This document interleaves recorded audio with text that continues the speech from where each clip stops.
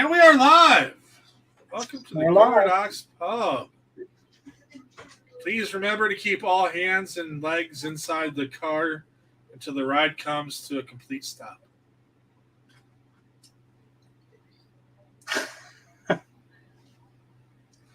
Drink all you want, as long as you keep your hands and feet inside the car. That's right. Bring everything else in. That's one of those things I always thought was kind of funny. You would go to Cedar Point, and they would always have like this. You'll go where? Cedar Point. That's what I thought you said. I haven't heard that amusement park name in a long, long time. Oh, well, you're also kind of in the wrong part of the country, but right. I'm a tad bit closer. We used to go there every summer. And they would always have these spiels they had to say before the start of every ride, and part of that was keep your hands and feet inside the car at all times or whatever. Yeah, I think that's all amusement parks. But it was always America's roller coaster, and that's all you could understand. America's roller coaster, over and over. They get so bored of saying that stuff. It's just nothing. Right. It's just mumbling into the mic. Hey, did we turn the music back on? I did. Okay. I'm not hearing it, so I don't know. Yeah, I don't hear it either. The incompetent. There it is. I had to turn it way up to hear anything. That's weird. I would much rather listen to the soundtrack I was listening to. You know the movie Glory?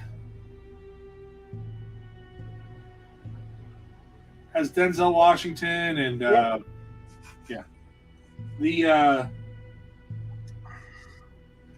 The song they play over the credits is amazing. Like I will listen to that. Matthew Roderick. That's the name I was thinking too. That was in Glory. He was the commander. Yeah.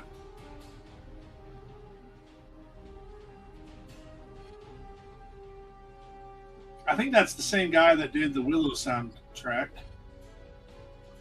James Horner, I think his name was. Because I think he's dead now, sadly. James Horner? Yeah. He did Willow? I think. Look it up. Usually John Williams does those soundtracks. James Horner. Filmography. What? Oh, I'm just looking it up.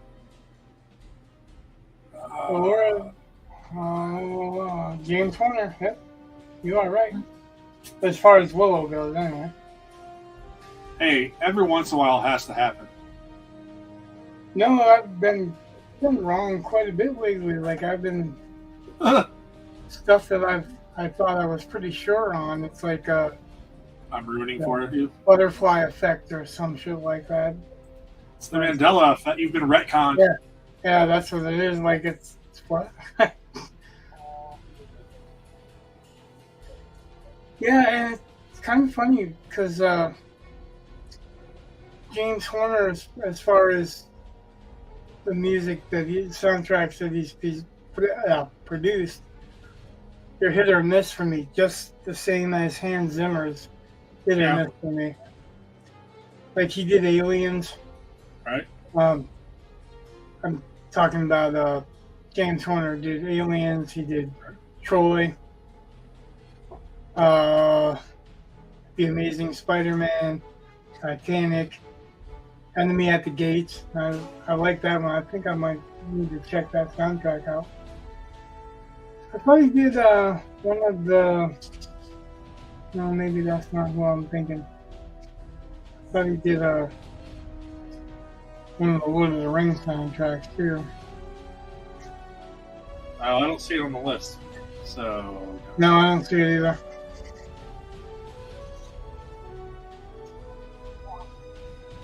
I know my favorite Hans Zimmer one is Solomon Kane, and he hasn't released it. He hasn't released it for sale, so I have a copy. Oh, that's weird. I might have to try to find something about that, just to see.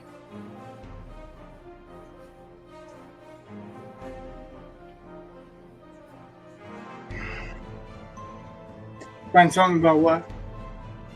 I'm just saying I might have to look. The Solomon Kane contract or contract. Yeah. Like you can find bits of it on YouTube or whatever, and he used to have it up on SoundCloud, but you can't buy a copy. Like I've been looking to buy a copy for years. He keeps saying he's going to release it, and then he doesn't end up releasing it.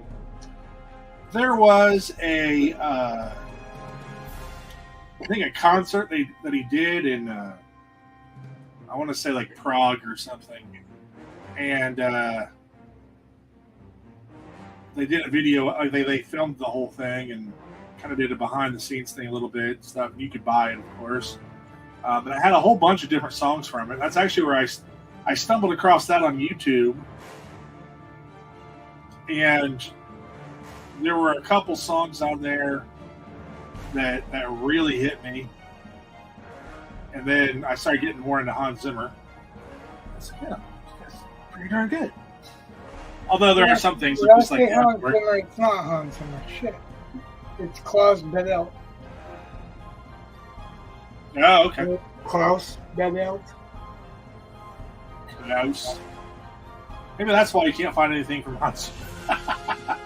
Right. I don't know. Yeah, like I said, I've been wrong. Really, I don't know what the hell's going on in my brain. As far as, this kind of stuff. Getting old.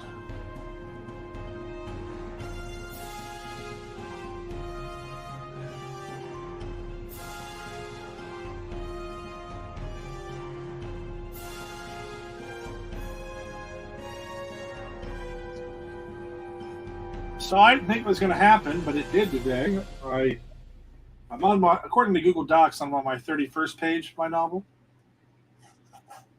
So, okay. Well, I'm pretty certain. Let me look here real fast at a calendar. I suppose I could look this up on my document, but I'm pretty sure I didn't really start writing anything on this until the 5th. Which would have been a Sunday, and possibly not till the 6th, as my screen goes crazy. The reason why I mentioned that is just because, I was trying to get a page a day done, and so now it's either ahead or for the entire month of May, I have at least one page, and that's pretty good.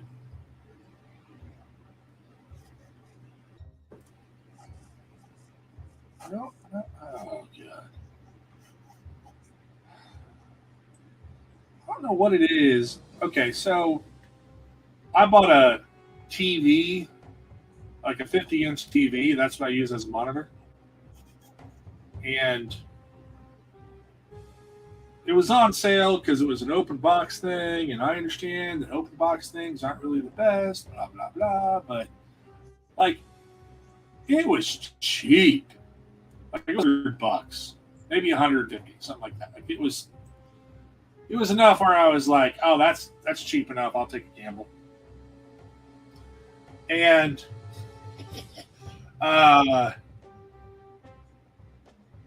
today, and it's done this every once in a while, where it's just like, it's not exactly rebooting, but it refuses to acknowledge it's connected to the laptop, and then I gotta like reset it all up again. It's kind of weird.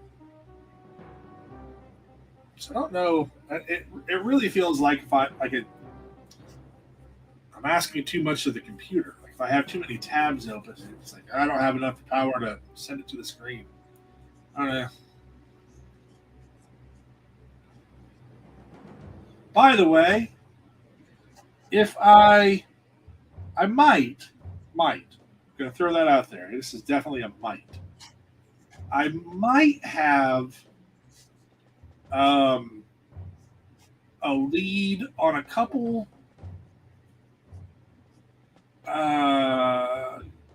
used but not used, as in they're still in the packaging, but they're older, micro PCs. What? Well, you know how you were saying you kind of think that you need something a little bit more dedicated to. Oh, yeah. So, my son's laptop just died the other day. It was just a Chromebook. It wasn't anything great. He's just a teenage boy. He's just damaging it. Whatever. And so I'd already been looking at micro PCs a little bit because of what you had talked about. And I might have myself a connection for very cheap. Hey, Brad. Did you say hi, Brett? Yeah. Drunk one for how drunk one is that? Hi, Eli. Hi. What are you making? What are you making? What does it look like? No Batman? No, it's not Batman. What is it? Come on. It's like that. But no. Hi, Brad. So me. Hi. Hi, Brad. It's still me, he says. It is still May. Very good. That's true. Madonna, we had Madonna night. And Madonna. Yeah. We had McDonald's tonight. Oh. What you had? I'm eating it? No? What did you have? Oh. We had chicken tenders and No, I had to roll. Madonna. macaroni and cheese. One cheese today. They gave me today. One shopping week. He was given some macaroni and cheese today. They give me sweet girl. She is.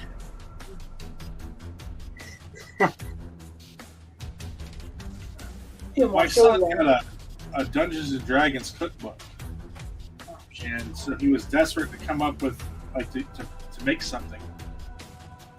And so I was like, all right, this one looks like you can't kill me with it.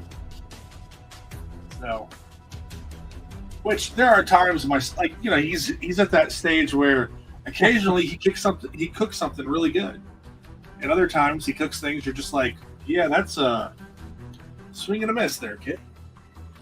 So this particular recipe, I would say, is but if you don't ever let them have those experiences where they try something and fail, I mean, it's not like I yell at them or like, oh my God, this is the worst, because it's not like that. It's just, I prefer not to do that one again.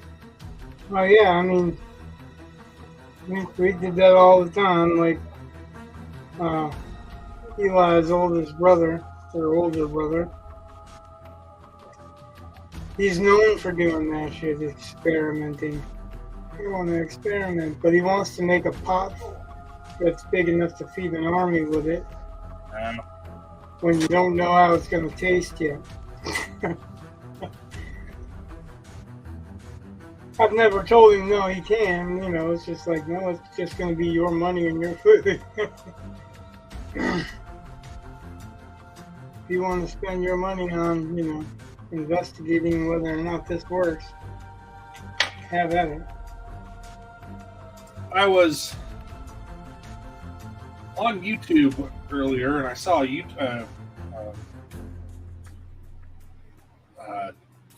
video. That's what they're called. That's what they're calling them these days. Jeez. Video streams, depends on. But yeah. But it was a writer, and the writer was saying, the pantsing versus plotting argument. He went through and said, like, none of that matters.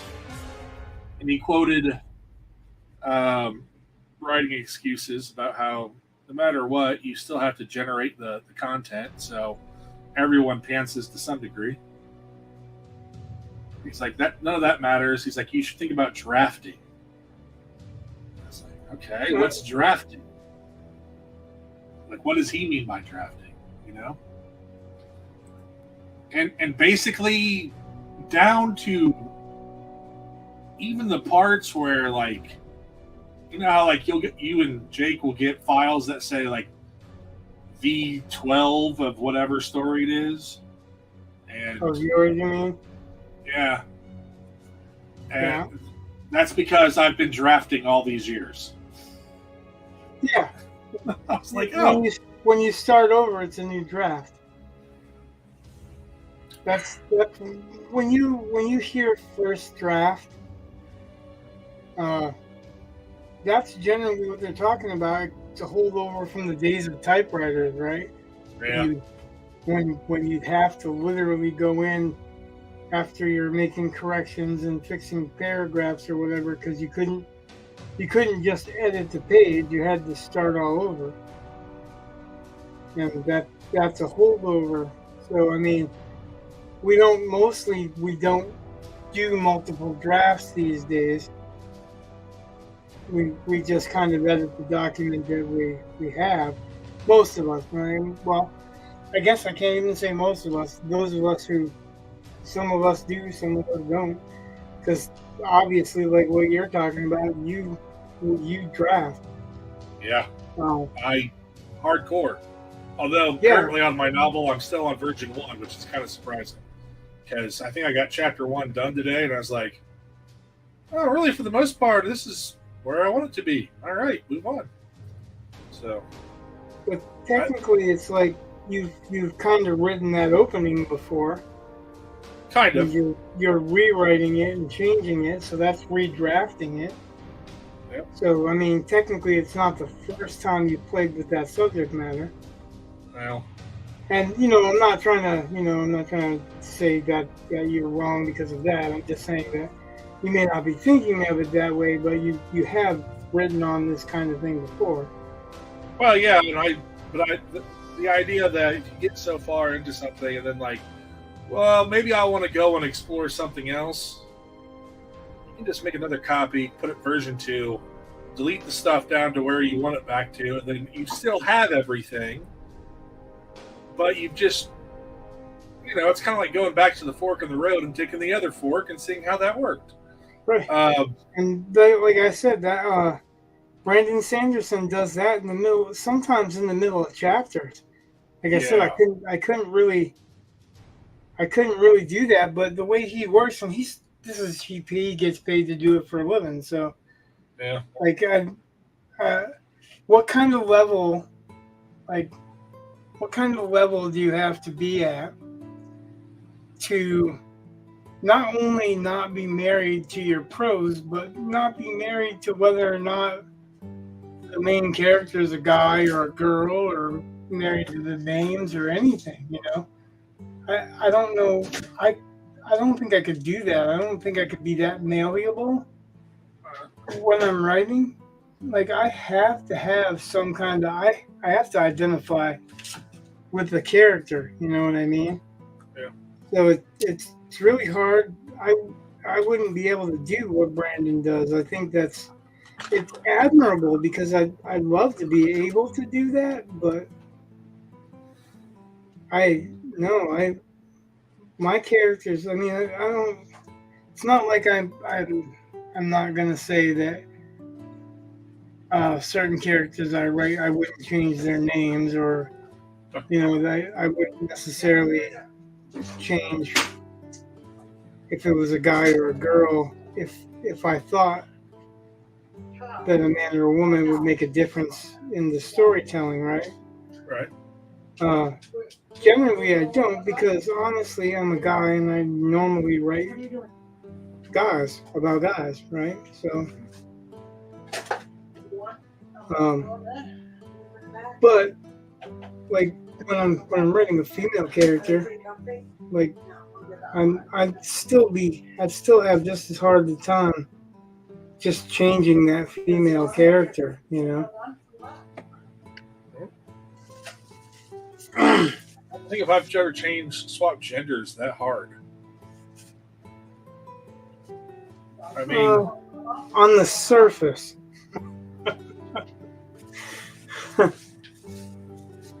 Like, and when I say on the surface is because when you're writing, don't you kind of get into that character and you like kind of vicariously are that character for a little bit? Like, oh, that's that whole theory that every character is a part of the writer. well, I think that's actually true. I mean, because you can't relate to a character if you're not literally relating to that character. And who else? You didn't get it from anyone else. You didn't pop into the script from anyone else. It's all in your brain. It's all your characters. So I mean, semantics aside, like when I get into writing those characters, if I'm I should say, when I get into a point of view character, like I feel like I'm wearing a character's suit. You know what I mean? Like I'm looking through their eyes. I'm experiencing it as like maybe a symbiote or an alien attachment walking around that can see through their eyes, you know, and that kind of thing. So I feel like it's kind of a suit, but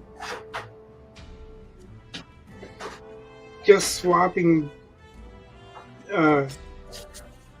genders, I think that would have that really be hard for me, because if I just swap genders, then I have to go back and rethink the character. Women have concerns men don't, and they have obvious tracks of thinking that are different than men.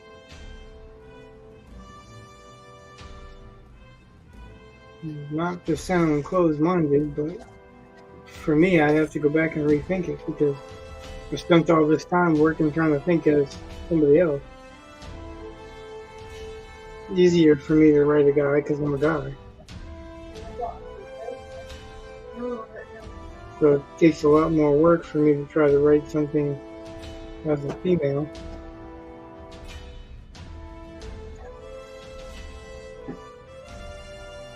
Because it's not my natural state, so I have to work at it.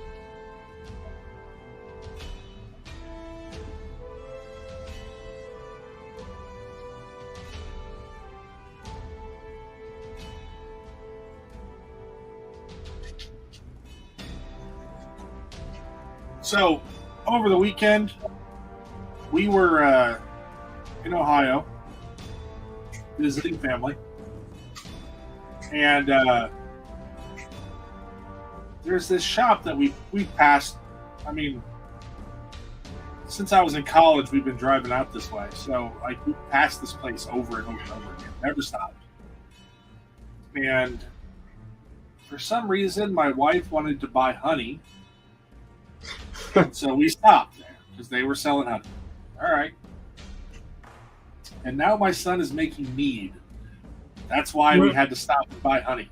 He's like, really? Okay. But, you know, it's one of those things where you just, child wants to make something, so you say, all right, let's see how this works. But a child making mead? Yeah. Well, he's almost 18. Isn't that kind of illegal? Yeah, well, it's illegal for him to drink it, I think. But I don't know. I guess I don't know the state laws, and some of them are different, but you're not even supposed to serve it in some states. Right, but, I mean, it's legal to have in my house, so I don't know. I don't know. I don't know if it's illegal to let a child ferment something or not. But it'll be interesting. I'm like, okay. We also got, it was whipped caramel. I think it was caramel. whipped caramel honey. I was like, okay. So I don't know what I'm going to eat it on, but I got some. I was like, that's weird looking. So, but yeah, my son was looking for like completely unpasteurized raw honey, and so we stopped at this small little farmer's market. It's kind of a neat place. So, might have to go back.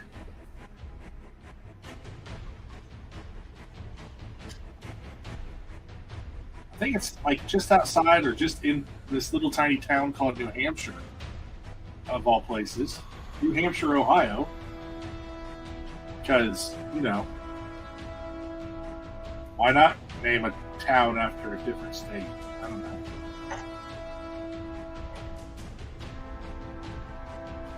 Well, in Maine, we have Mexico, China, Paris. Well, Indiana has pretty much all of South America. Like, there's a Mexico, there's an Argentina, I believe. There's a Peru, although they say Peru.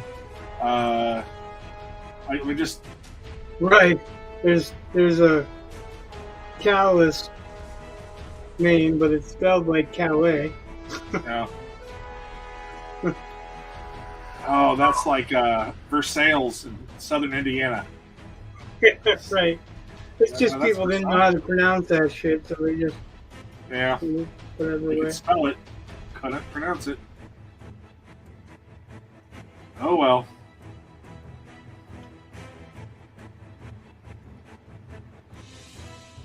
Still better than Alexandria, Indiana. People in Alexandria, Indiana, don't say they live in Alexandria. They say they live in Ellick.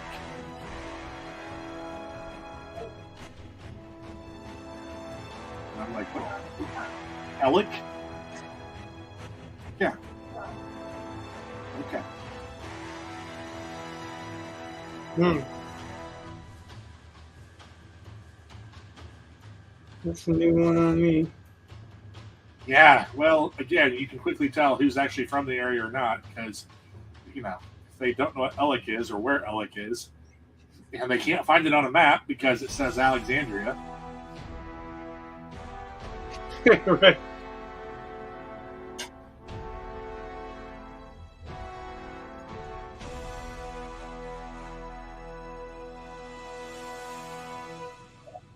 Oh.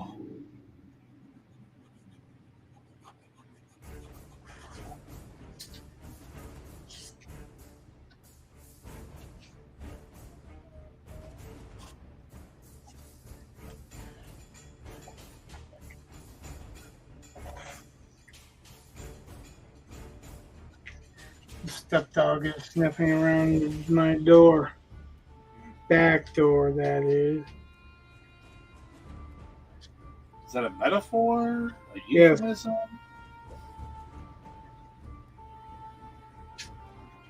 I think he was trying to greet me in the dog way. Ah.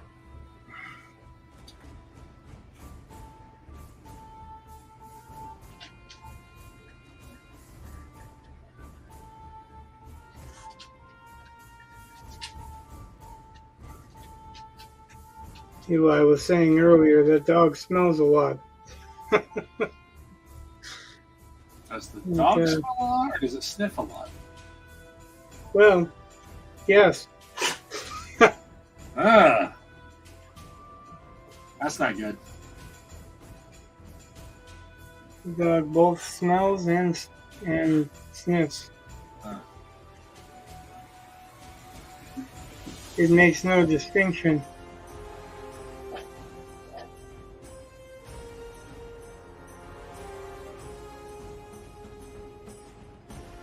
Ugh.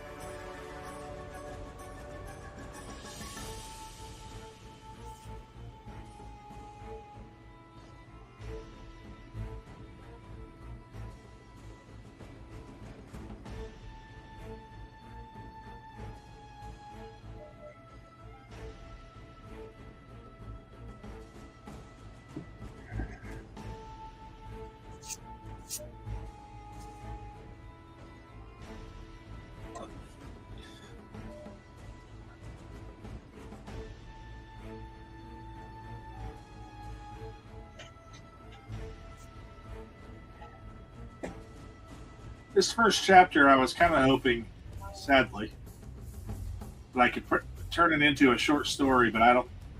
It's not set up right. Like, I think I could maybe alter it into a short story, but I'd have to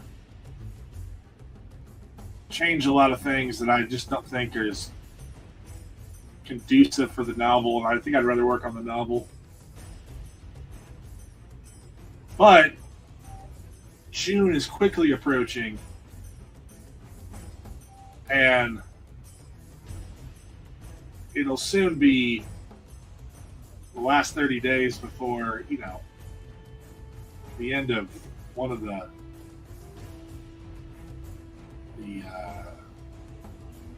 submission windows for Writers of the Future. Don't know how I feel about that yet.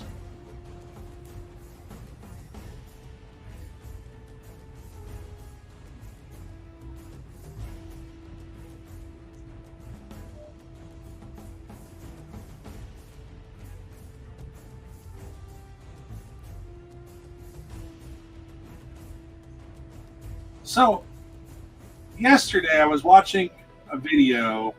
I only watched half of it because it was like an hour long. And I was trying to get stuff done, basically. And anyway, but it was about non-genetic magic systems in fantasy. And it had Brandon Sanderson in it. In fact, it was on his channel. It's him on a panel. And they were basically going through and saying you have two major camps in fiction,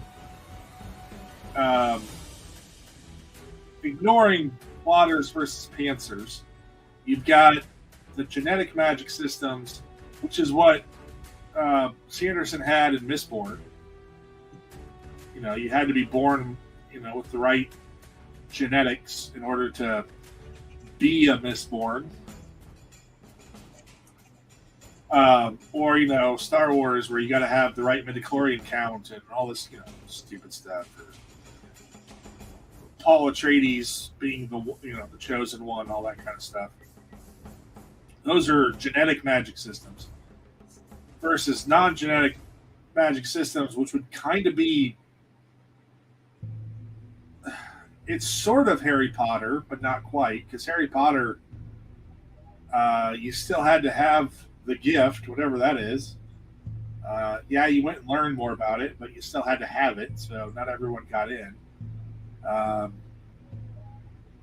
And Sanderson was talking about, when you start thinking about genetic magic systems, that there are certain people who are born better than others, it starts opening up a whole bunch of questions that are kind of uncomfortable. Well, if you want to go in that direction, I suppose it does pose those questions. But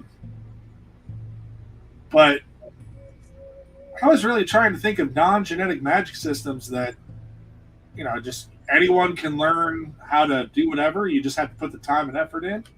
Lord of the Ring? Well, you said Lord of the Ring? Gandalf? Yeah, except for the wizards were actually kind of a separate species. Really? Yeah. That's why you have very specific wizards, and there's a very small group of them. And yeah, they are technically, although... Must have been in the Silmarillion, because nothing I read... Yeah, I agree.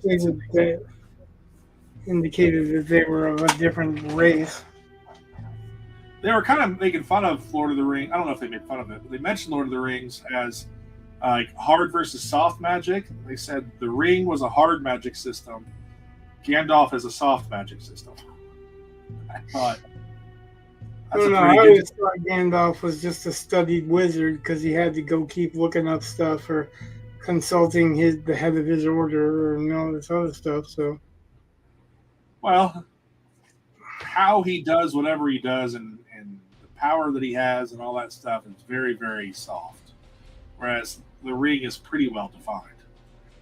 So I just thought it was interesting because there's a lot of stuff in the Lord of the Rings and the Hobbit. It's not it depends on what you're looking for, but it's not necessarily what I'm looking for as a reader anymore. But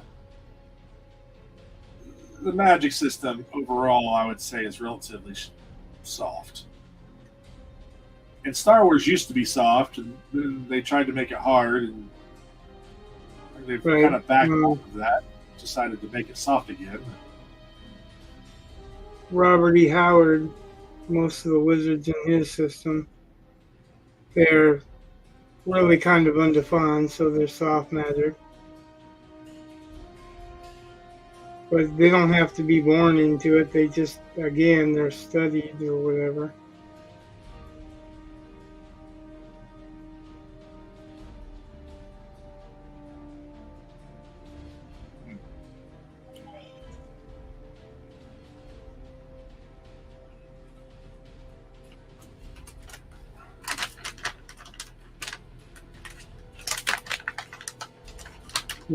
I'm not talking about the pastiches in the movies. I'm talking about the actual stories. Yeah. Same with Solomon Kane, really. And Solomon Kane's more of X-Files before the X-Files, but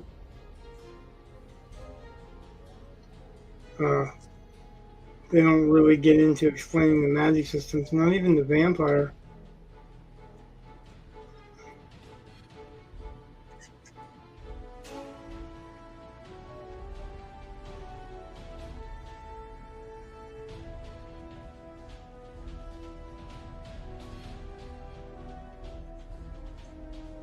One of those things that is about if you don't go with a genetic system, there's a certain amount of fantasy that's like Harry Potter is really cool because you get a letter one day saying, no, really, we realize your life sucks, but no, actually, you're awesome. You're special. And the reader kind of wants to feel that. Yeah, well, that's part of the draw to fantasy. It's right. Either awe or wish fulfillment. So it's all like, I wish I had those powers, or I wish I had, this or that.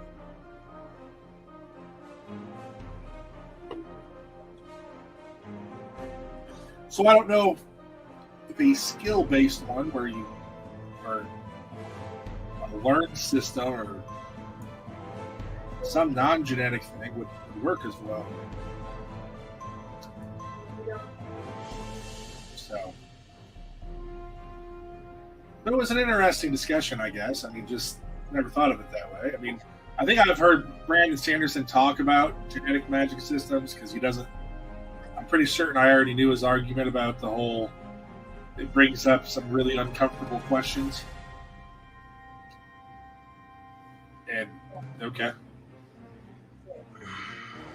I think only if you insist on doing it, because if it's random, I mean, think about your best athletes. They won the genetics lottery. They also worked really hard, and they. Yeah, you don't just you're not just born able to do everything. You have to practice to get there. You have to learn. Yeah, but there are other things like intelligence or beauty. It's a genetic lottery. And, there are things you can do to enhance both, but in the end, you're stuck with to a certain degree with whatever you have. And you didn't do anything to earn it or not earn it. You just got lucky.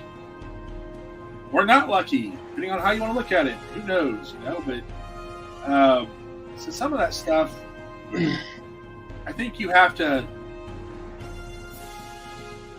take with a grain of salt that, if it was like, okay, although there's a comic book series that does this, only black people get to have superpowers.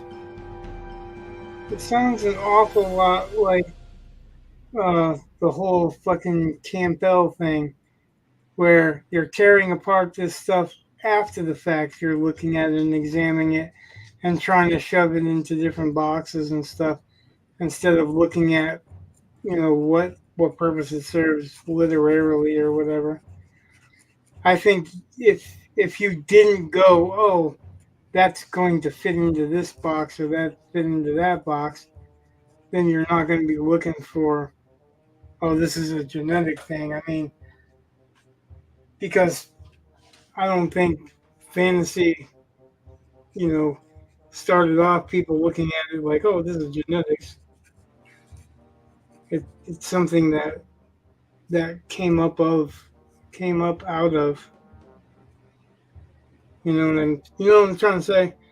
That Yeah, in that, especially with fantasy being centered around Europe, that's where we get most of our fantasy. Our traditional fantasy is a European type medieval setting. right. A lot of the settings are medieval or Dark Ages. Yeah, and European based because it's written in we're talking about English stories for the most part, or writing in English. Well, yeah, and a lot of the language, as far as England goes in English, a lot of the language comes from Germanic. Yeah, You've got your Germanic and Northman, right. which is Like, still Germanic, and then you've got your Romance languages, which is Latin, right? And then right. you've got whatever the Britons and Celts had. But what I'm saying is, you have people who are retroactively looking at it, going, "Oh, look at all these white heroes," and like, well, you're talking about stories set in a predominantly white area. Like, there's nothing wrong with that. Right. I mean, I understand the concept, like, the white savior complex. I can kind of understand that. Like, I can see that being annoying, although we're getting kind of the same thing with, there's a flip side to that with minorities being perfect and wonderful, but whatever. Whatever. I think it's bullshit. I mean, just because a white guy is in a Chinese war or whatever, that doesn't mean that he's the white savior. It could be just the only guy that happened to record that, like Ibn Fadlan. Ibn Fadlan wasn't a hero of the Vikings because he was an outsider, and it was because of him that they did anything. He just recorded what he saw. So I think it's just one of those things. They're trying to put it in a box when it doesn't even belong in that fucking box. That could be. I mean, But there's a comic book, which Warner Brothers bought the rights to for a movie, and it's called Black. And I'm not saying anything about that. I don't have any knowledge of it. I was just saying that whole fucking great white savior shit is bullshit. It's because any white guy that shows up in a fucking movie, if he's not in a weak position, then he's the savior or whatever. But that's not always the case. I'm just saying. Okay, well, I'm saying I don't know about the black one. That's a new one. So it's a story set it's a comic book set in a world where only black people get superpowers. And I'm like, oh, so you're saying this one particular race is better than the other races, and somehow you don't think that's racist? Because if you look at, like, let's say it's not the white race. Well, anyway, because it's not a race. If you look at Mistborn, it's a genetic magic system, but anyone can do it. Like, it doesn't necessarily mean that only one particular skin color gets it. It's randomly. I don't think he actually specified any other skin colors. I don't think he actually specified any skin colors at all in the humans, did he? I don't think so. So it could be anyone. And I would say that, no, that's not racist. Even though there's a group of people who are better, but there's a group of people who are better at anything over the general population. It's just what it is. Some people are, everyone has particular skills and abilities, so like I have 2 boys, and I'm not sure about the second one, but I know the first one is immune to poison ivy. Like when there's poison ivy, we call my boy, and he comes and he just grabs with his bare hand, rips it out. Never gets a rash. Is that a superpower? Well, it's completely random because my other boy didn't do it. All these things, all these powers are just... It's a better superpower than sweating. That's true. I was saying it's genetic powers, I guess. It only has to be racist, I think, if you do something like black, where, yeah, you're all one race and you're all just better and whatever. Like I have no interest in it whatsoever. I think that my argument keeps coming back to get me then, because it's not a fucking race. It's an ethnicity. They're still human beings. Okay. Unless they're a different, literal different race, like elves or whatever.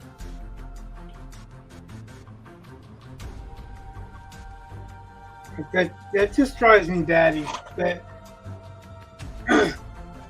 it's one of those fucking things. It's a made up thing. Made up thing.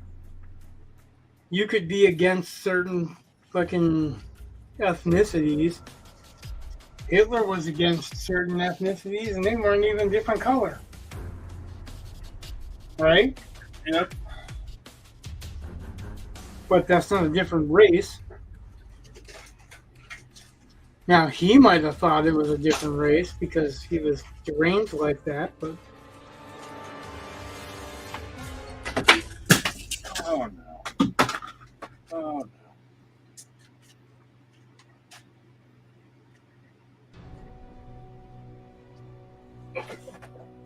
no. No way. Yeah, Jose. No can't. They can't, Jose. No, Jose. Yeah, Jose, do. No, Jose. They can't, Jose. Jose. What happens if he meets someone named Jose?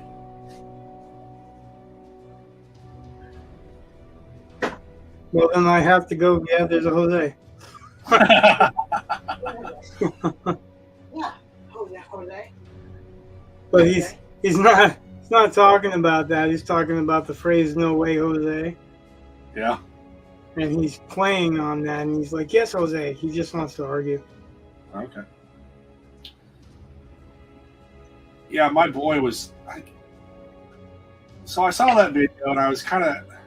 Yesterday, I did not get a lot of writing. I got writing done, but it wasn't.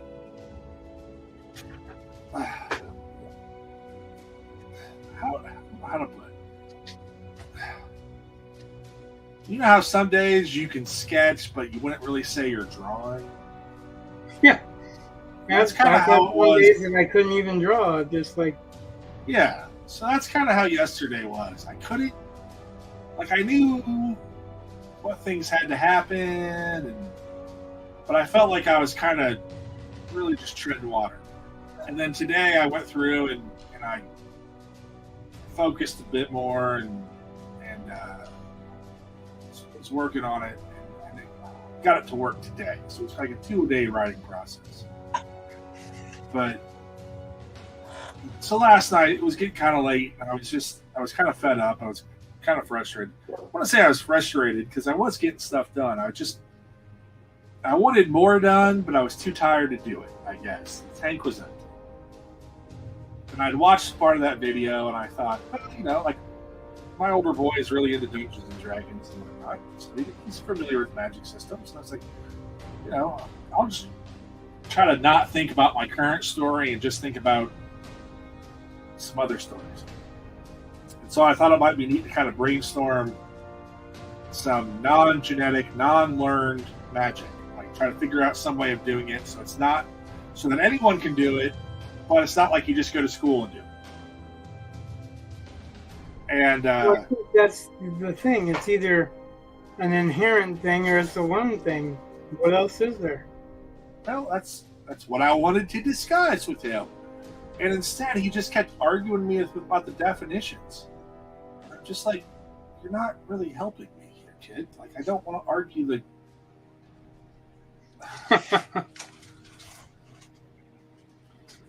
So whatever.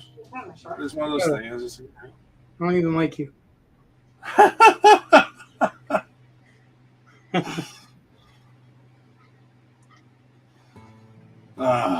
He wasn't even in the room because usually if I go, I don't even like you, he's like, yeah, do you?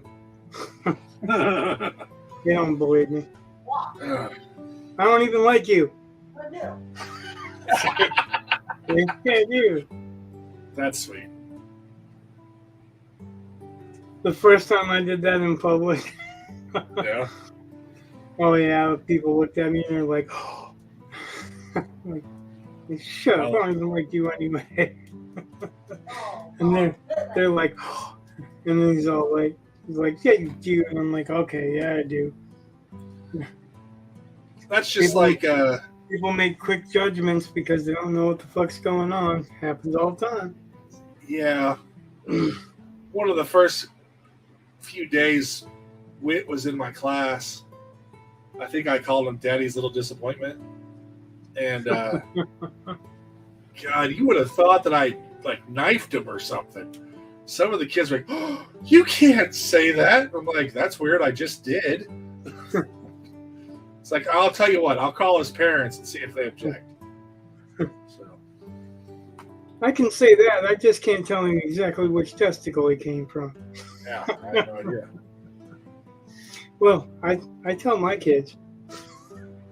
Okay. Oh, yeah, I know. I know which ones. Okay. I don't want to know how you know. I felt it. Okay. That's like when she got pregnant with Eli. Yeah. But when he was conceived, during the act of conception, I paused and I went, you don't want to do this, you'll get pregnant. And yeah, she was very adamant about, yeah, she wanted to do that. And I'm like, all right, it's on you. That's like... And sure as shit.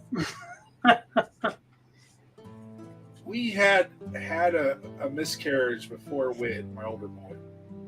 And we were having a hard time getting pregnant again. And yeah, I just told my wife one night, I said, let's go make a baby, and by God we did. And then we were having problems getting pregnant again later on, which they're only 18 months apart, but Rhonda wanted to have another kid. And I was on board with that, whatever, but still having problems until I said, well, let's go make a baby. And then bam! It's like I had to verbalize it before it would work. I was doing everything else just fine. I just had to say the magic words. Yes. I don't think I've ever had a problem in that department. Just, I actually know exactly. I'm like, oh yeah, this is.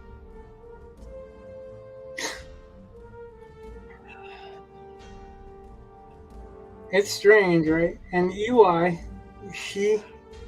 he'll look at us out of the blue and be all telling us something is happening. Yeah. That's clearly not happening, right? And like 5 minutes later, it'll happen, or the day after it'll happen. So it's like it's really weird when he commits to something. Oh yeah, you just better listen.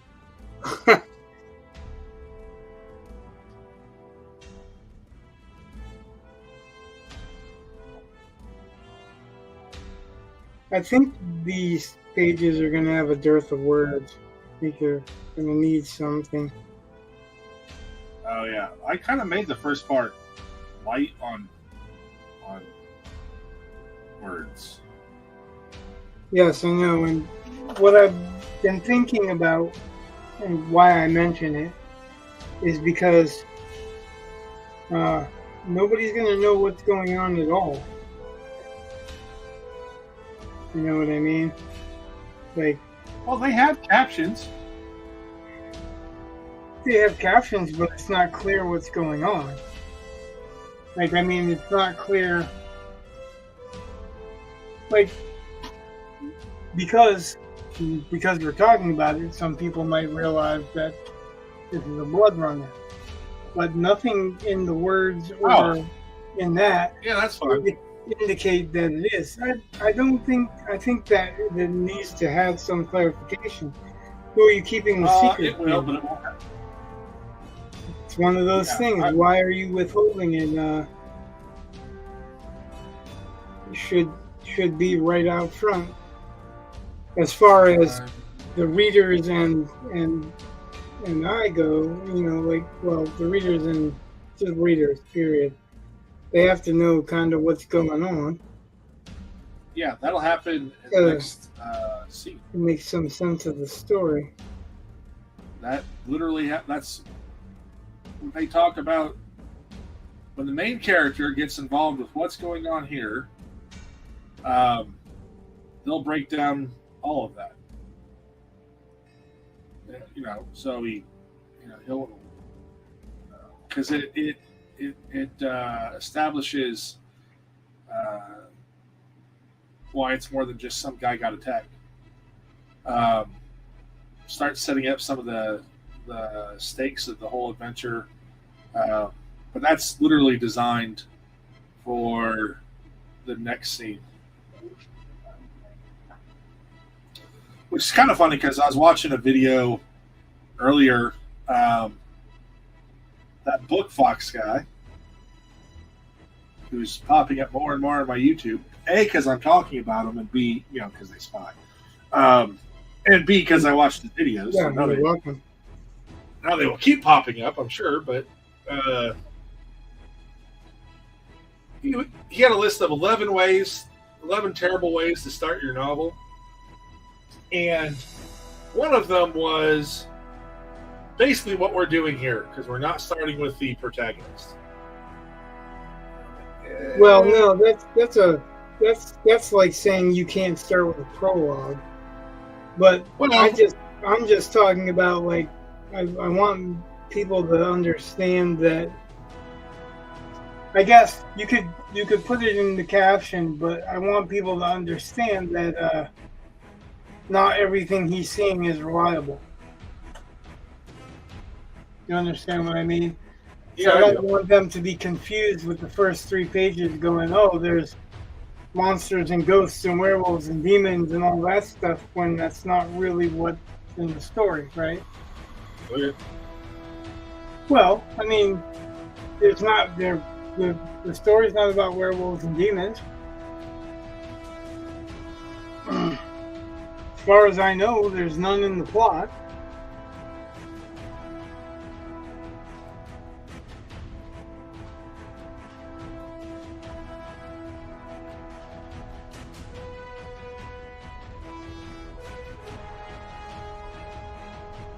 Yeah, but all the stuff about being a blood runner and all that stuff should be in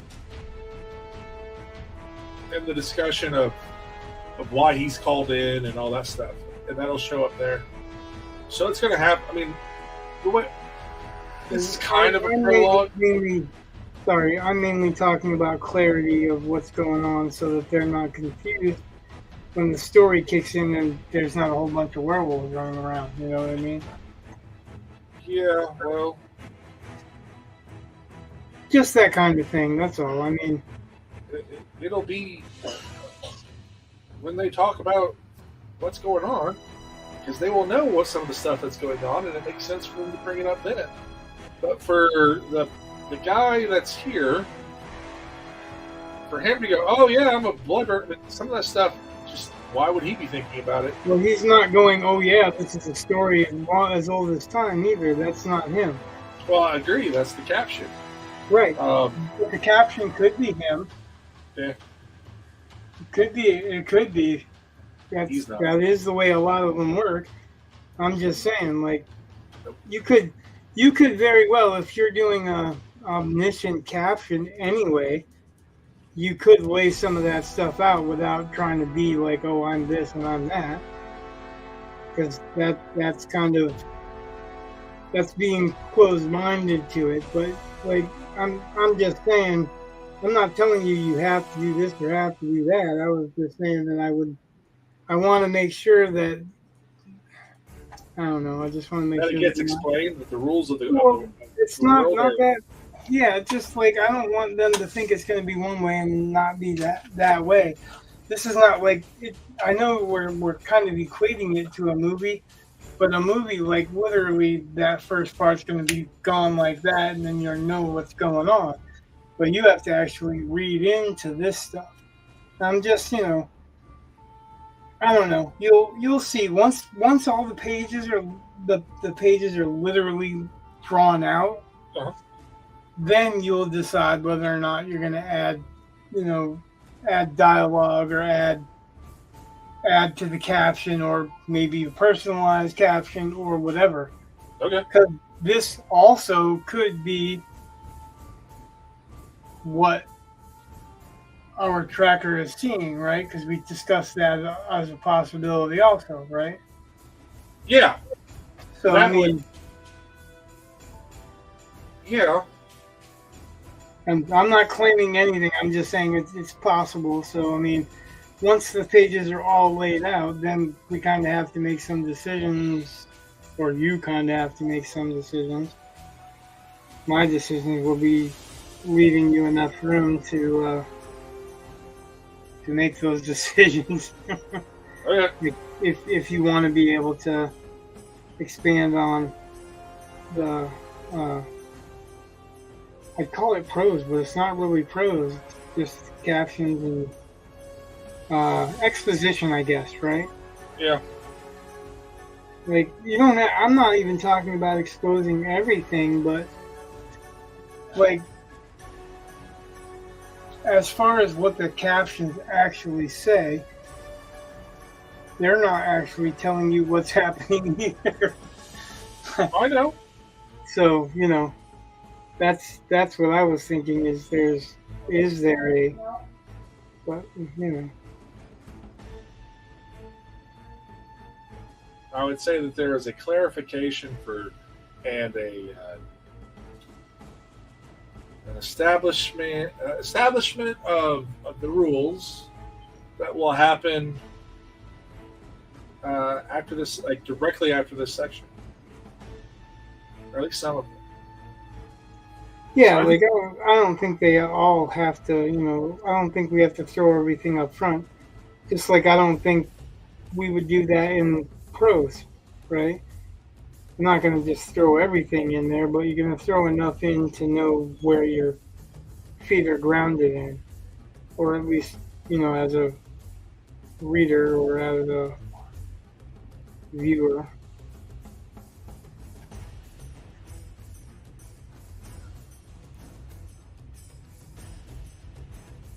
I'm actually kind of getting excited because we're starting to progress to a point where we're gonna actually start some pages. We have pages. Huh? We have. No, we don't. We have some layouts. We Okay. have some layouts and we have some scripts. I'm talking see what about pages. I see what you're saying. Like even this is not finished stuff. This is still Right. idea stuff. It's going to be. I'm going to step it up from there. But I'm trying to develop this character as I go.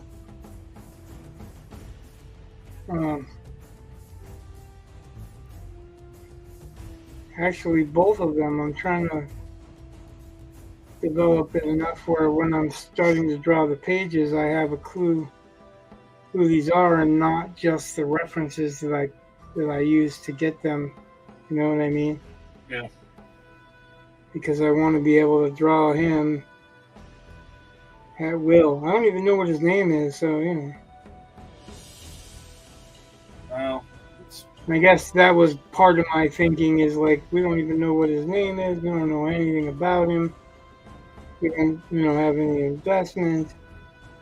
We just kind of know he's smug in one picture and want to smack him.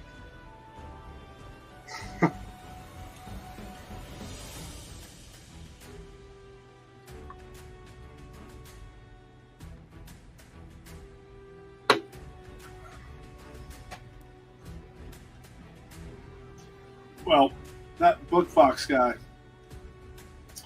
he mentions, because I think you have to if you're going to be smart, especially on the internet, that anytime you think that there's a rule, that you can break it. It can be broken. It has been broken. It will be broken. And it can be Because done. they're not rules, they're really Yeah. guidelines. Yeah, they're really more just these things tend to work and these things tend to not work. So if you want to do one of the things that tend to not work, you're taking a bigger risk. Right. Or, these are the reasons why these tend to work. Yeah.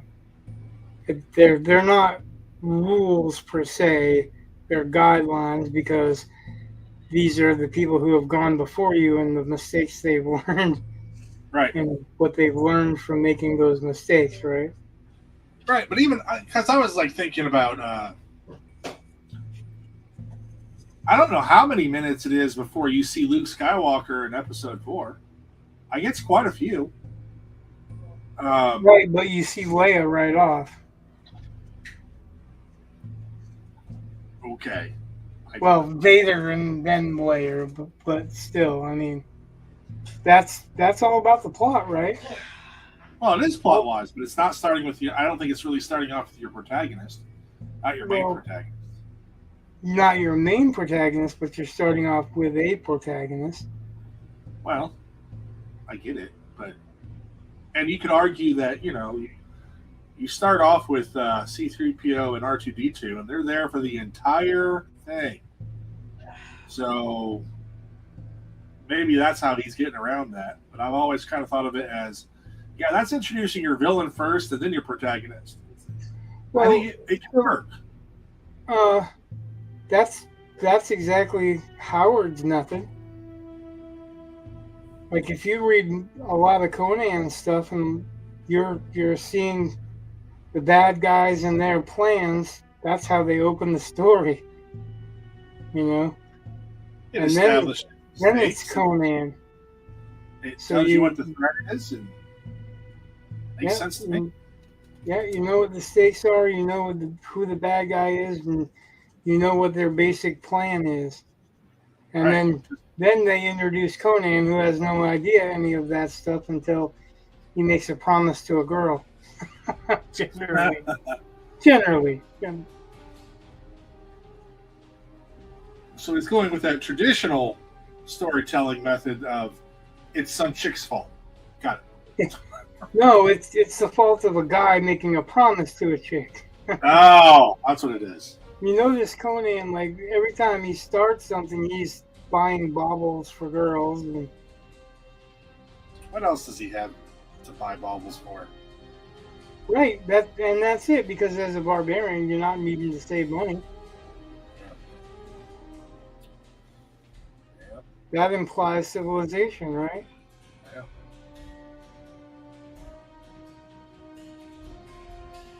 But yeah, Conan gets in most of this trouble because he makes some girl a promise. Or gets invested in some girl.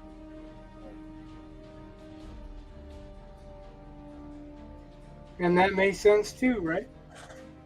Yeah.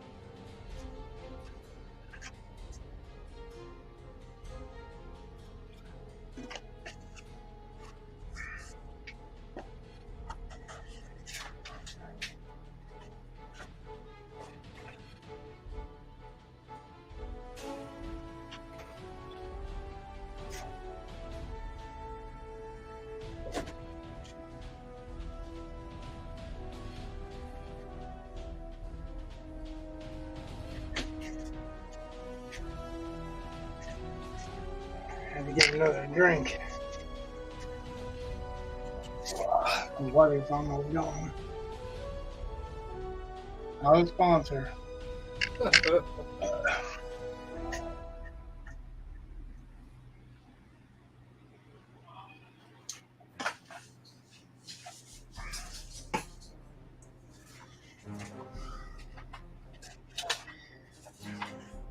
Yeah, yesterday I was looking up where jackals live. Because then I was like, well, let's get a city that's close to where jackals live. I'm trying to figure that out. And then it's kind of weird because one of the things I desperately want from my novel is I don't like. This doesn't make a lot of sense to me to have the Elvish kingdom and the Dwarf kingdom, and I just don't get that. It's a common fantasy trope, but it just really doesn't make sense at all. Why don't it make sense?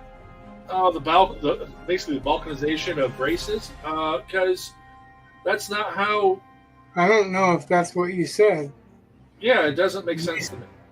At least that's not necessarily what I heard. Oh, well, it doesn't. It does not make a lot of sense to me. Like, So I've read plenty of books where they have those things, and I've enjoyed them, and I'm not going to say you cannot do that. I just, for my book, I wanted to have a more divert. Oh, I hate using that word. I just wanted to have a more, like, there are regions, and there might be more of a race in one area, but there are a lot of races, and therefore there are a lot of, so, like,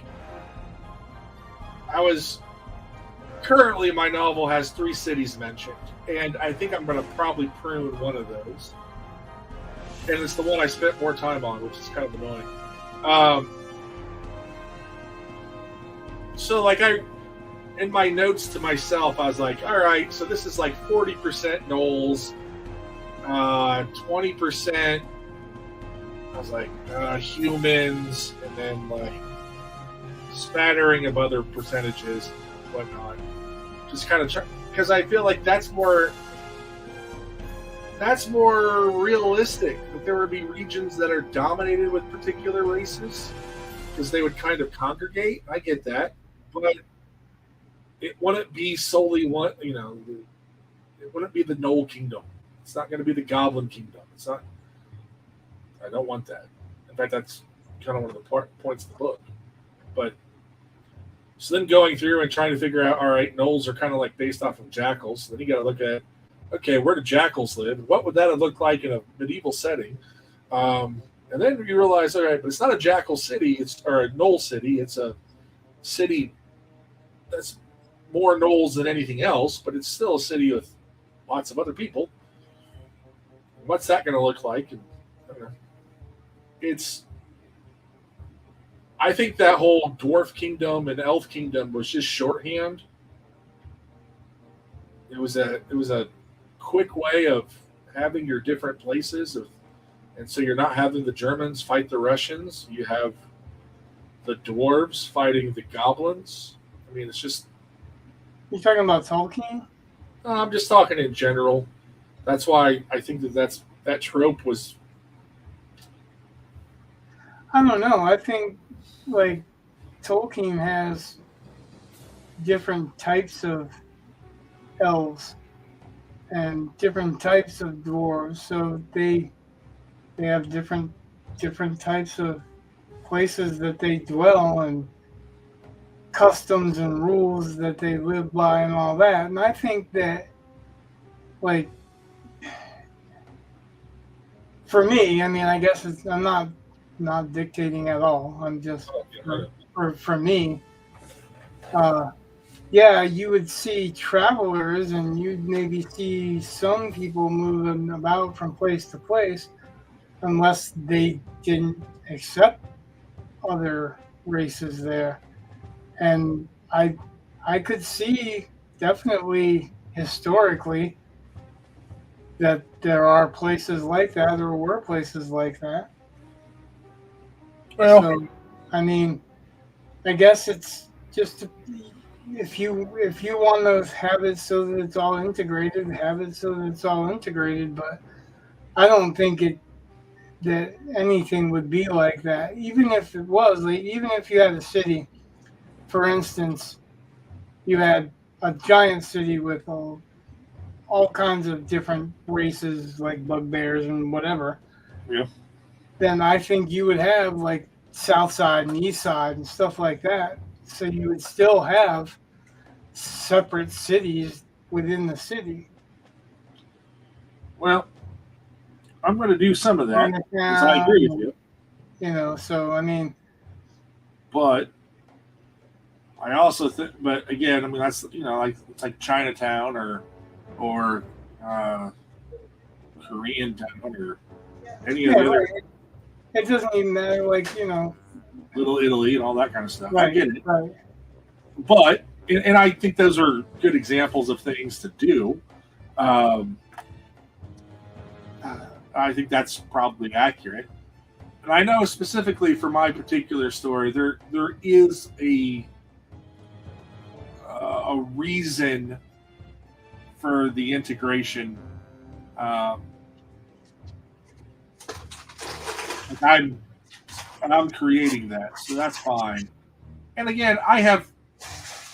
If you read like the Dragonlance Chronicles, you have your race-based countries, and I enjoyed those books. So I'm not going to say you can't do anything. I'm just going to say I'm just looking at it and thinking, well, I don't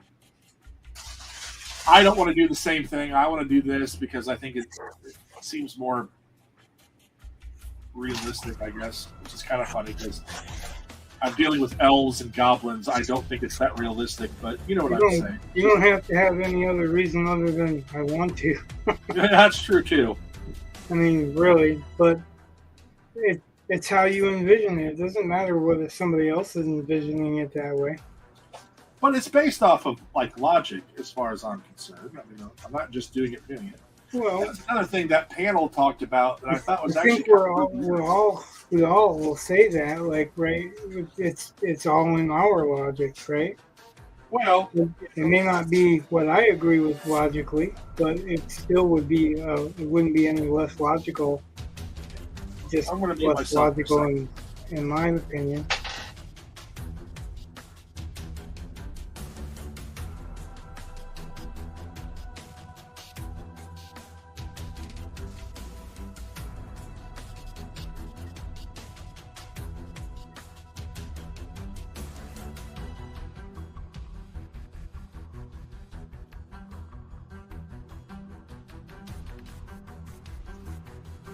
My wife just came in, and it's kind of rare for her to be in bed this early.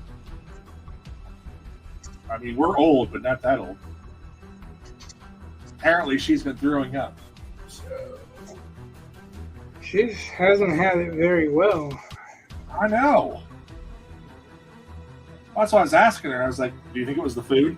Just because my son was worried. But, you know, and we all ate the same food. So then I'm like, oh, God. You pregnant again? No. That would take a miracle of God for that to happen. And I'd welcome it, but it's not going to happen. If she gets pregnant, there's a doctor in Ohio that has some explaining to do. So. Doubly if it's his kid.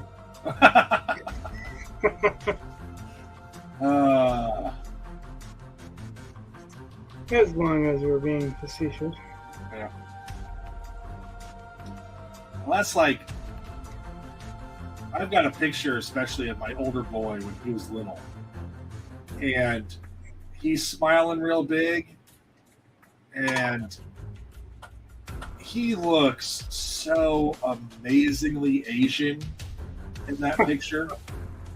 Like, I've had people who know him as a teenager, and they look at that picture like, that's not him. That can't be him. Like, no, that's him. And he does look amazingly Asian when he smiles big like that. And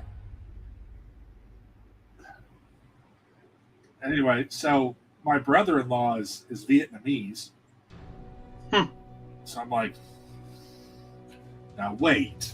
That's the joke, right? Yeah. Except for all three of his kids look a lot more Asian than what Wit only looks Asian when he smiles real big. It's those cheeks. It just pushes everything. Sorry, but it's just what it is. So. Oh.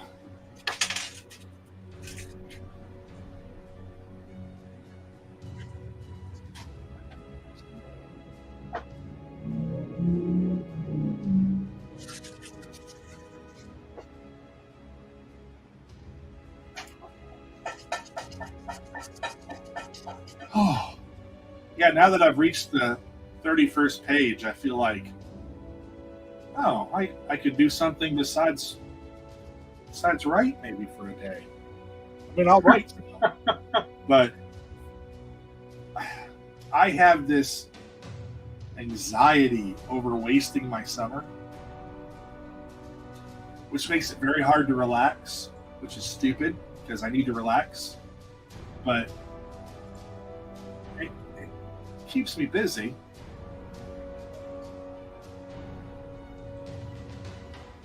Right?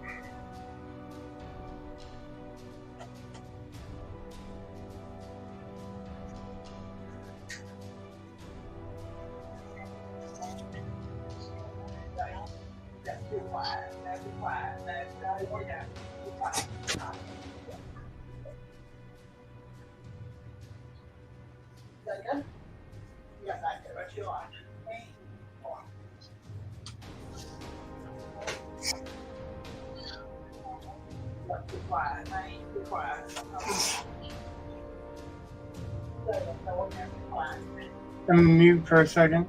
Okay.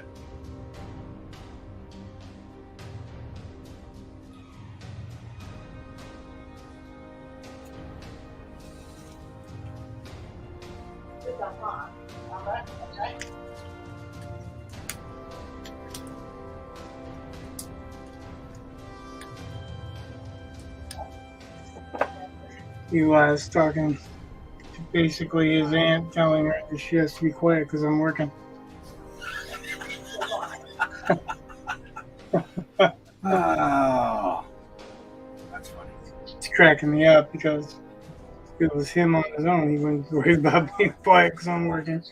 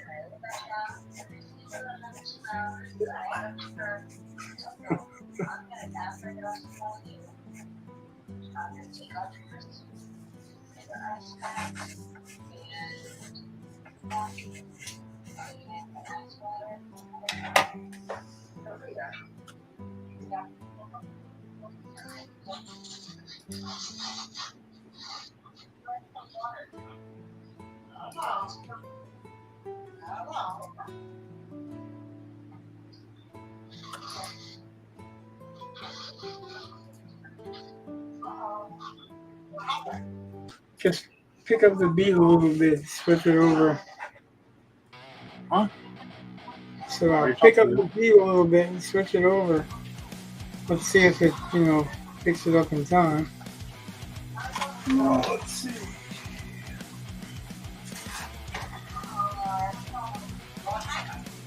No.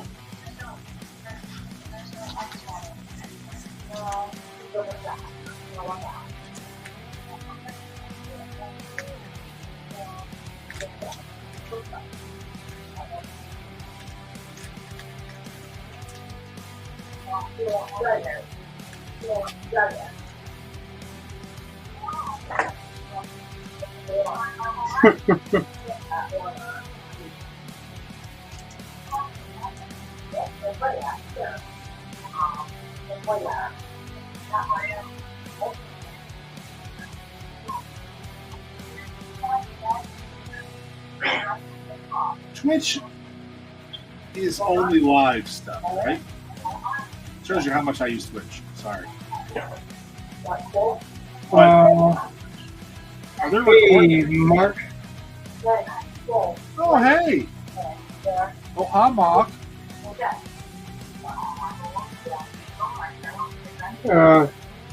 Twitch has little pre-recordings of these. Like, I think this lasts a couple of days, Okay. and then there's the like short version of it. Okay. I have no idea detail-wise what they do, because I don't watch my own stuff, and generally I don't go looking for anybody's. Well, I think, if nothing else, I may end up, like, I've made a Rumble channel before because I had to for a class. Well, they suggested YouTube, and I was like, no, I will do Rumble, because at the time people were being kicked off of YouTube left and right, and I was just like, let's just try Rumble. In fact, actually, my video, because it had to be something to do with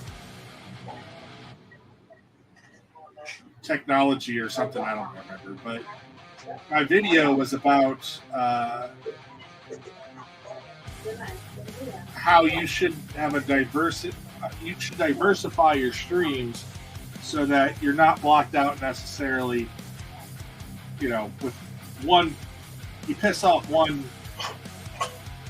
platform and then all of a sudden you're gone from, that's it, you're done. You should probably have multiple streams. That was it. And anyway, I think I'm going to try in the next week or so. I'll have to set up a Rumble account and a YouTube just so I can see if I can do the OBS the way I want to do it. So at some point in time, I'll probably make you get on camera or ask you to get on camera just so I can make sure I know how to do two people. And I know what I need from you if we're going to use OBS, if you want me to run it. I know what I need so I can put it on YouTube and stuff for you. I don't want to practice on your channel. I'd rather just practice, like, make, if nothing else, a throwaway channel. And practice using it just for that. And then I think we should probably eventually be switching over to OBS. Although that might not be true. I'm a little worried about storage, to be honest.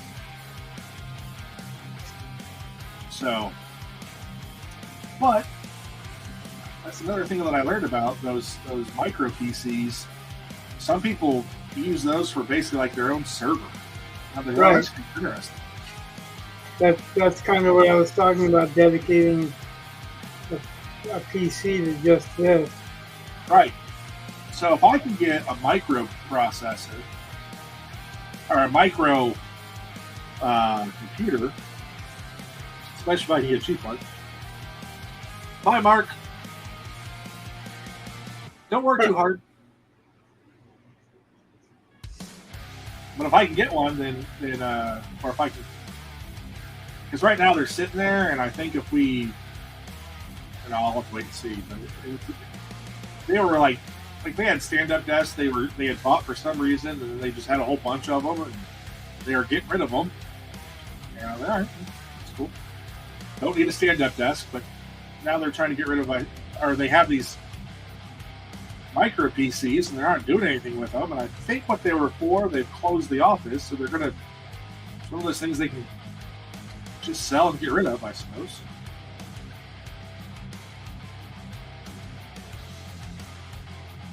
So if I can't get one from there, they're not that expensive. Like, there are plenty that aren't that expensive. I was like, all right, I may not want to, buy one every week or whatever, but I might be able to get one. And then set that up that way.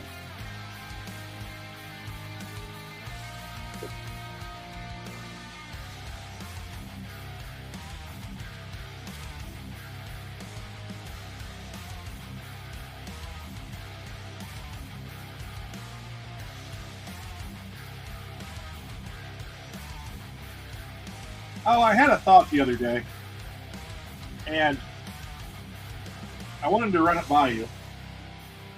It's about, it's about the world building for Mastiff.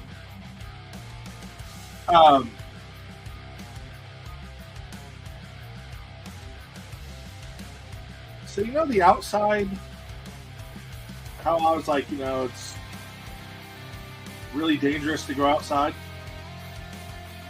And I know we've had a few discussions about this. I know. So I had an idea to try to stay within some of the thematic things I've been thinking about, and overarching concepts. And so then I thought, okay, so I've already said that it's kind of like the catastrophic event that led to this being post-apocalyptic, I guess the apocalyptic event, was science gone wrong, classic science fiction trope. And I was inspired by Jeff Bezos, of all people, because he said he wants to use nanotechnology to fight climate change. And so I just took that and said, somebody actually did that, and it went really, really badly. Like, it's wildly successful, and it's too successful, basically. So that's already like what I've already told you. So this idea, which I have not put into the script at all, but I thought about it. And it might work, might not. Thought I'd run it by you. Is that whatever they use for nanotechnology to do the environmental stuff, still very much active outside of the cities. And you know how we talked about how it would make giant monsters and stuff? Well, why would it not affect human beings? And that's where I started to be. I kind of have an idea that, and I'm calling it a serum. That's the word I'm going to use. Serum. So that we don't get into any trouble. Because there's another word I could use, which I think might get us into trouble. So we'll just say serum. Say there's a serum that will protect you from the nanobites if you leave the quarantine cities. But it only lasts for so long, so you either have to have enough to go however far you're going to go. So, to kind of re-up. Or your genetic makeup will be messed with, and that's kind of what those excommunicated people are. And that way, again, you would have to have permission to leave, because you'd have to be able to get the serum.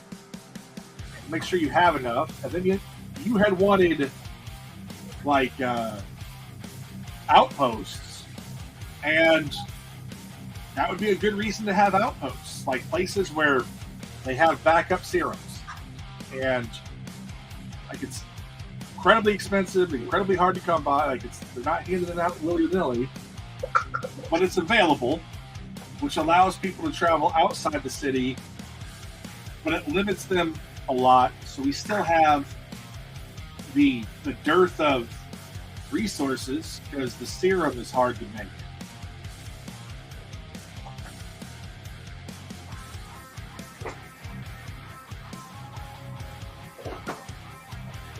let that percolate. See if you like that. Just, I don't need an answer today or anything. I'm just saying. I kind of had a short story idea based on that. And I kind of thought, oh, that might be a really good thing to. Like, that could work for this setting as well.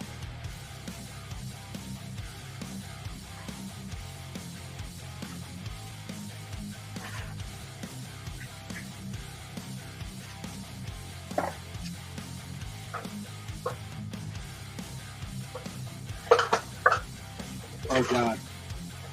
Oh, had a bit of a scare there. So, you know, a few minutes ago when my wife came in, I put myself on mute.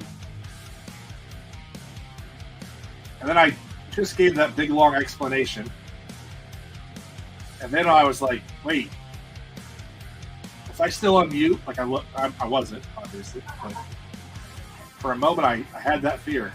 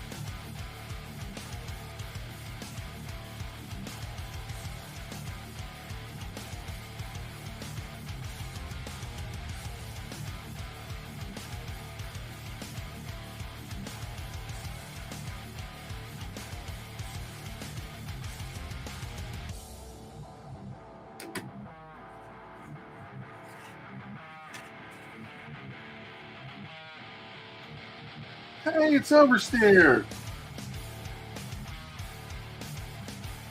Yes, Oversteer, you are back.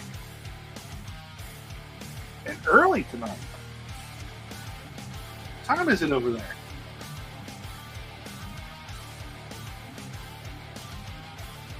Oh, sorry.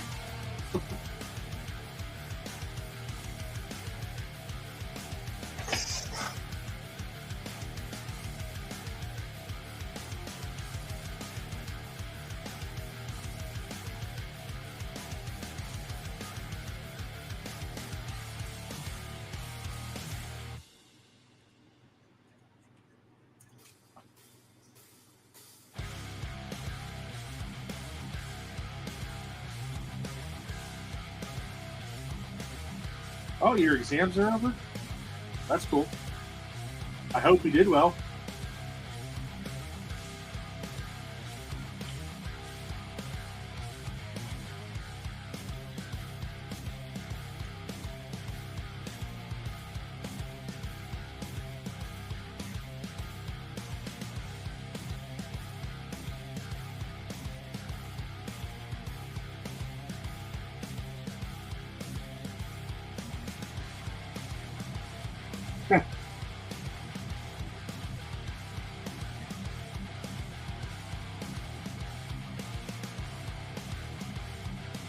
I did a good job of keeping my mouth shut.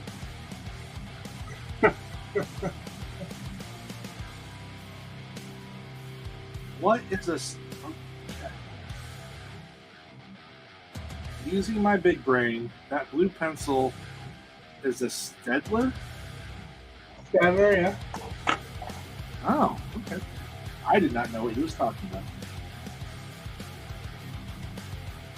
It's a lid holder, not a pencil. I know that sounds like splitting hairs, but it's not. This is a mechanical pencil. This is a lead holder. Actually, it's got a lid too. I don't know.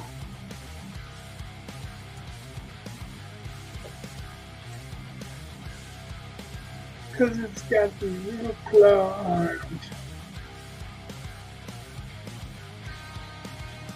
I didn't realize that's all was there.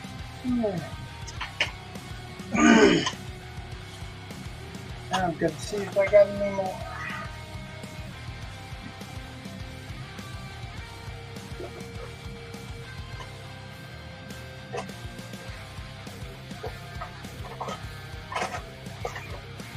And actually, it's not if I have any more. See if you can find it. Oh, I generally keep it in my inking kit, which is odd because it's a pencil, right? But, look at that. Weird. Now the question is, can I open the damn thing? Is it kid-proof? It's got grits that, I can't grip very well right now.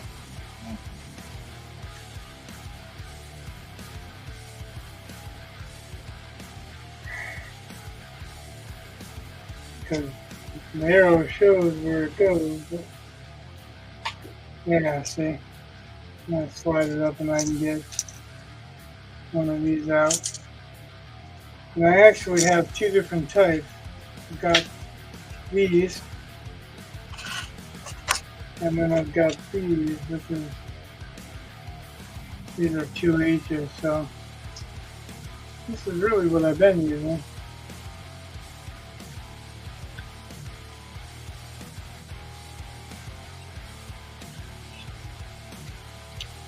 So I think this is it. Last one. Last cow in the barn.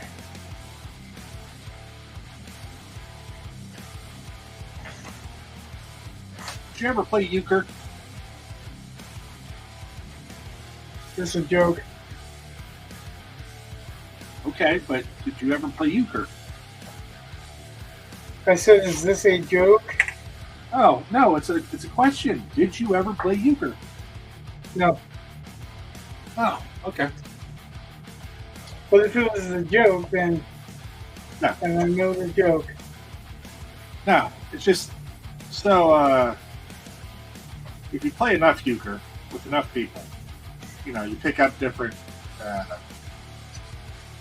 just things, just variations, and when you have 9 points, it's called being in the barn, and there are some people who, when they get in the barn, because you play with partners, I don't know how much you know about euchre. Yeah, the joke is that with a hand like mine, you don't need a partner. Oh, there's some stuff like that, but Well, I mean, Yeah. that's the joke with a hand like mine. You don't Yeah. need a partner. but Don't. when you're in the barn, there are some people who they'll reach across to their partner and they'll do this, and your partner reaches across and milks your thumbs, and then you do it to your partner. Which, when you do that, Pretty disturbing. it is. It's also, it's just it's kind of like, in video games where you teabag your dead opponent or whatever. It's kind of the same thing. Although you haven't quite beaten them, you're just pointing out that you're about to beat them. And, it's just one of those things. When you said it's the last cow in the barn, that's the first thing I thought of was the whole milking thing.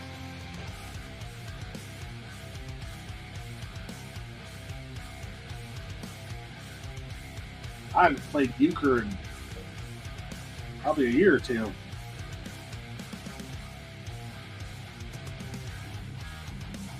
And I'm not a big card player. I'm not a big game player, you know.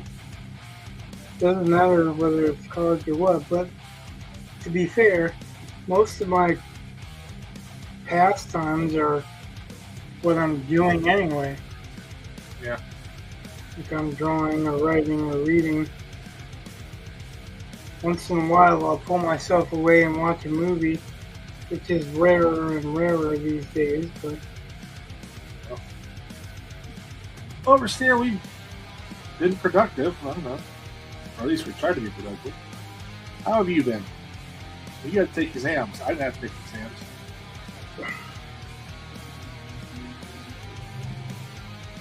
I'm saying, I did a good job of keeping my mouth shut because on the server there's a writing section. Normally I'm the one that answers questions, but somebody else popped in and we're answering questions. But they're basically telling somebody to create a story Bible for every little detail of a character. That sounds like a great way to not get anything done. Exactly. That's what I started to write, and I was like, you know what, fuck it. Like people were looking at it and going, oh, those are detailed advice and all this, and I'm thinking, yeah, that's the way to create a lot of world building, but nothing else gets done ever. Yeah, at some point, and I think that's kind of specific to each person as to what your tolerance is. Well, so,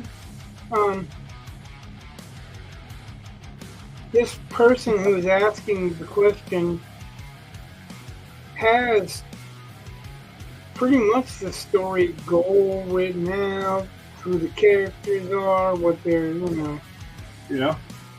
So that's not what they need. You know what I mean? They don't need to go back and start creating a story Bible for each character. They need to decide, what's the best point of view character, right? Right. Or even if they know and they seem to know what the best point of view character is, and then it's a series of questions, Right. What's going to be the stakes? I mean, it's what I decided I wasn't going to comment. The reason that I decided I wasn't going to comment was that it's completely cliche. It's basically a furry that wants to join a force to fight kaiju. So, you already know what the stakes are. What are you going to tell them from there? I started thinking about what would be the good writing advice to give them, and I started reading what their synopsis was and all that. And I'm like, yeah, there's nothing I can tell you except for you're going to figure out that nobody wants another story written about the same exact subject. There's already a story that fills those shoes. You have to come at it from a different angle. Oversteer, I have not yet gotten into that book. Part of that's because I'm a little worried about the link you provided being Not on the up and up. well, yeah. And I don't want to steal anything from a writer. And part of the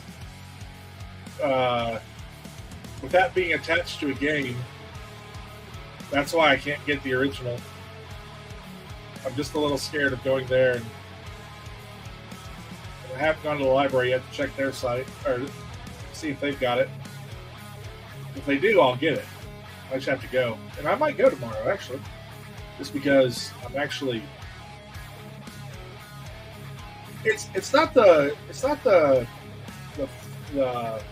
file format Oversteer. It's I don't want it to be pirated. As as someone who's written stories and been published, at some point in time, I'd like to get a novel done, and I don't want it. I'm sure it's successful, it'll get pirated. I understand that. But, I don't have You to don't be. suborn it. What? You don't suborn it. Right. So I'm looking for legitimate avenues for finding that book. Like, it's definitely on my list. Just because, if nothing else, I can be like, yeah, this is the book that guy from around the world told me to read. I think that's kind of cool. Bye, Oversteer.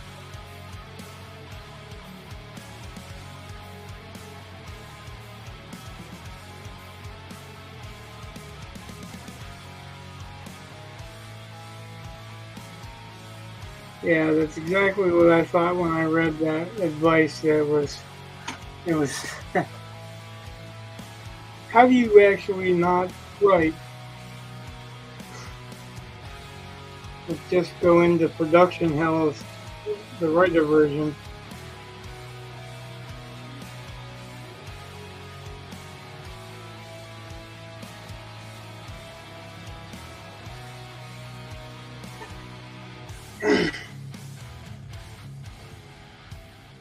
Yeah, that might be something that, which I guess John Brown kind of talked about this, the zing. Now, what is it that you think makes it special? Okay. Kids are searching for a marble. Probably one that they were using in their belt.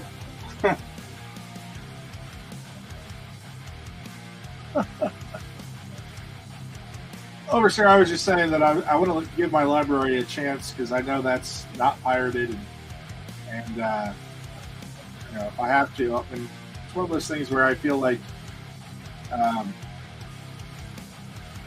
people have the rights to that story, and they should. The library, I'm allowed to get a book out and not pay anything, which is cool. But if I have to pay, I need to pay. It's just,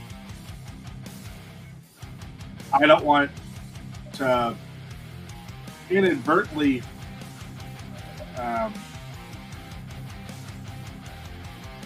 pirate something. I don't know that you mentioned.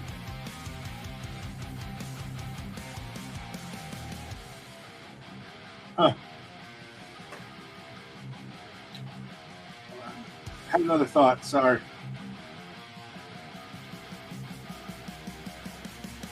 You're sorry you had another thought? Well, I just kind of trailed off there.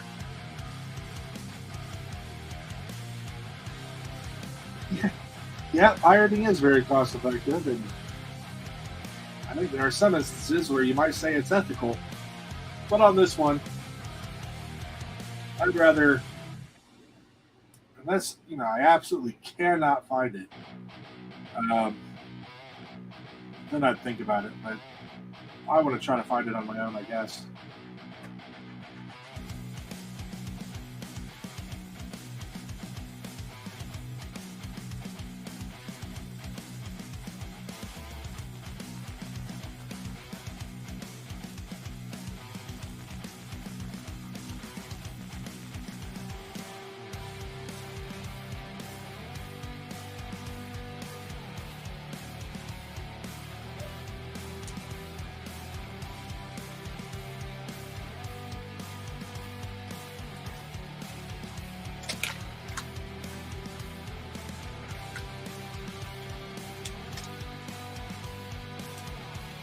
So my son went to the grocery. Overseer said that the marble crisis is sending kids into a frenzy. Anyway, my son went to the grocery because he wanted to make dinner, and he's like, "I'll go. You just give me your card." I'm like, "All right, here's my card." So just give me some gummy bears. The problem is, this is the bag he got. This tiny 7.5 ounce bag. They make much larger bags.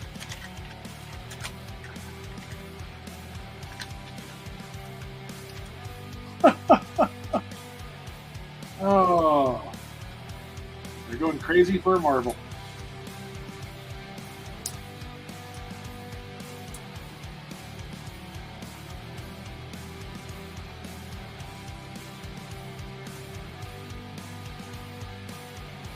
Better be a Steely or something.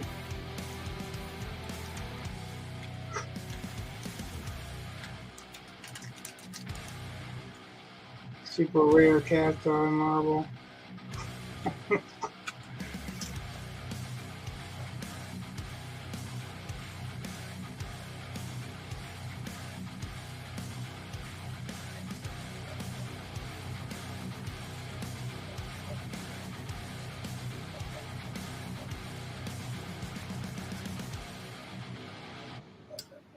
I have not watched Civil War, the one with Kirsten Dunst.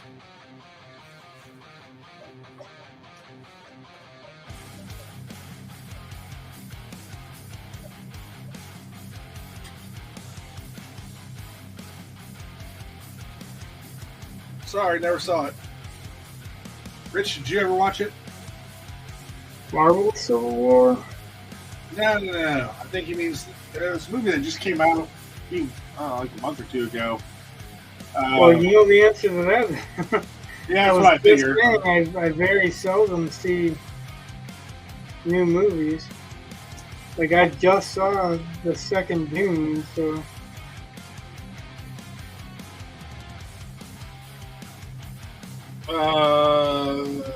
And that was only because it just came out on you could buy it at home.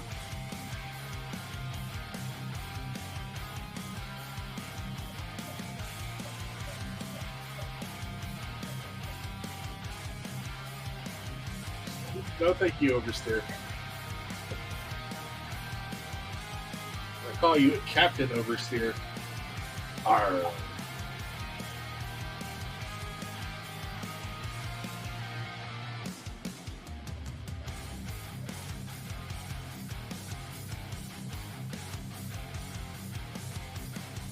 You know how certain onomatopoeia words are different depending on the language? Like, in English, you know, a cat meows, but it's not necessarily the same way in other languages. Because that's not the sound effect that they relate to on their own. So, the Loomis books? No, I have not read the Loomis books. Like C.S. Lewis? Are you talking about Loomis, the artist? Loomis? Yeah, Loomis. Yeah, Jeff Loomis. Or, no, not Jeff Loomis. Andrew Loomis. That's what I was wondering. Yep. What about him? It was Oversteer's question. You say you just started the gesture one. And I was just wondering if, like, There's say really Pirates- only one you'll ever need. no. Because this is basically, well, hide that. This is basically the content of most of his pamphlet books, Larry. but they're all Okay. It's better. they're all in. You see, this is using wines for composition. That's the flow of her. This is the tree out front. This is the hill. He said it's never seen a hard copy. Super rare.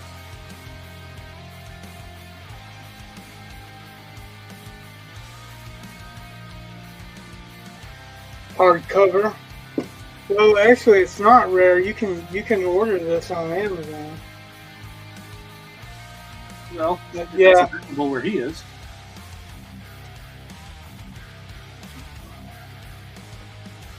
So, I'm only arguing the point that it's not rare. Okay. Not saying that it's not hard to come by where he is, but it's not like it's, Huh. impossible to find or whatever.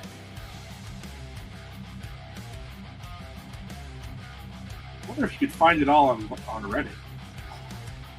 To be honest. What? Well, I know people who have like scanned D&D rule books and stuff and put them on Reddit.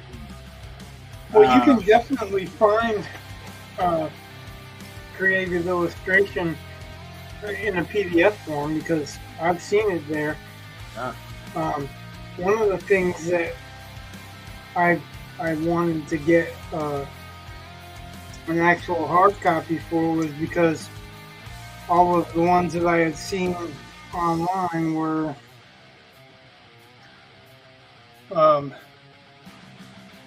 black and white. Like I didn't realize that actually it's only in black and white, but the hard copy is more pleasing. That's what she said.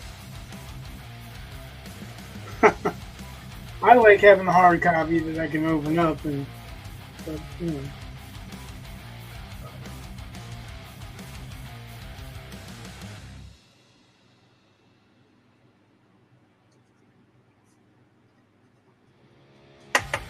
Hopefully that's not what she said because that would be horrifying. So, that picture I sent you of Wolverine, and said I was worried about it because it's a lot like what you drew. Nothing you drew was wrong. I wanted to make sure you like. I have no. What you drew didn't do it. I didn't think they looked really alike at all. Oh, the way the that picture of Wolverine looks like a fucking porcupine. There's points coming up all over. The picture that I drew has certain points coming up out of his forearm and his hand. That's it. Okay, and that's again. I have no problem with what you drew. I just I want it to be the way I thought about it was it's something of a finite resource, and he is a trained killer. So it should not be the porcupine look. Like it should be intentional. That was all over him, like literally all over him. If you look at that comic. Oh yeah, I know. If you look at what I have, right, and there's only this. That's it. You don't see it here, and all over his legs and everything else. Okay, and coming out of his face and whatever. I'm just saying that would be a totally different thing. But like I said, that's supposed to be an action shot of Wolverine having his metal removed by Magneto. Right. So that's still a little bit different. I guess I wanted to point out when I was commenting on it. Okay. That it's still not the same. I just I viewed that because that picture popped up on my Facebook feed.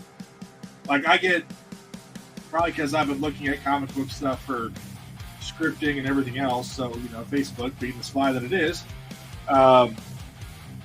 I get shots, random things from comic books. Like I had one today, I think, from I don't even know if it was a Hulk or a Spider-Man, but I had both of them in it. They were in a bar. I don't know why. But anyway, so I saw, like I was scrolling through my feed, I saw that, and I thought, oh, that's what I don't want. Like it was a great picture of what I don't want. And you can very easily go, that is not what you have done, because you have not done that. And it was really just trying to clarify, I guess, visually as well. It's not exactly an inspiration piece. It's more of a warning piece. I don't know. So that's all I was saying. Like I was just, don't want to do what that picture was like. Well, and also that picture is part of a story, and Right. It's freeze frame of a story, so you don't actually know what's going on in that story unless you know what's going on in that story. So, Right. That's I fine. think there could be reasons that something similar might happen, but it would be just like that. It wouldn't be like this is the way the normal guy is. Okay. It would be this is an extraordinary situation. That's all I'm saying. I think we're on the same page there. I just wanted to clarify in case you thought. I was really trying to show like this is going too far one way. And I don't want it to go that way. That's all. And you have not gone that far. So that's it.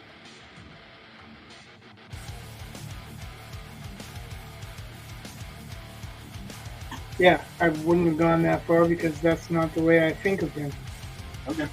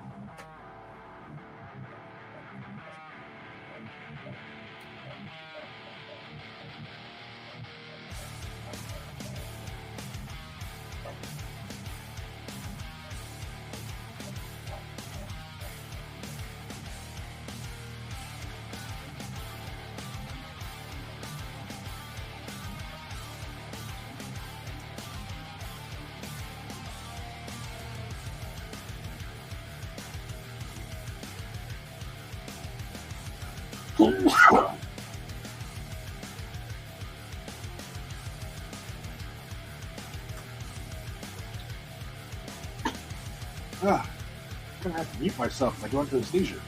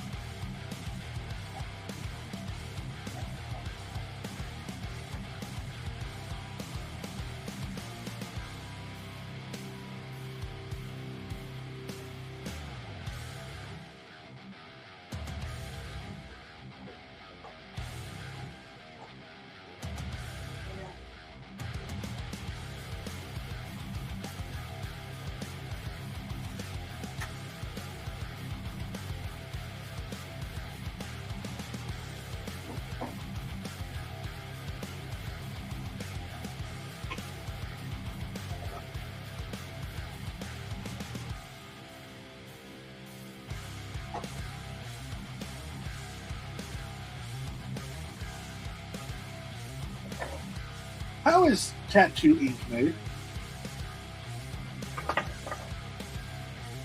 Well, you mean tattoo pigment? Okay. Pigment? Why is it not ink?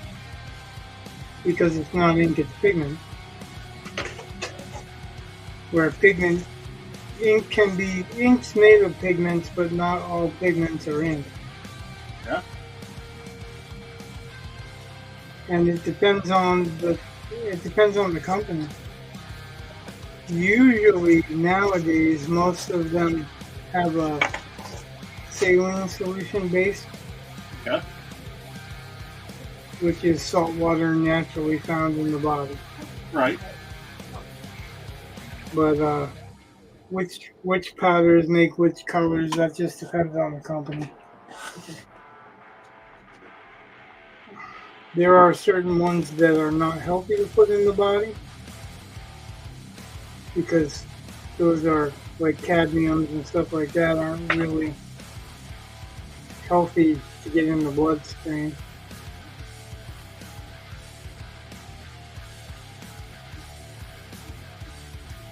I remember my 8th grade science teacher got mad at me. Well, didn't get mad, but say he wasn't all that thrilled with me because we were discussing saline and what it was, and I recognized it from part of my asthma medication had saline in it.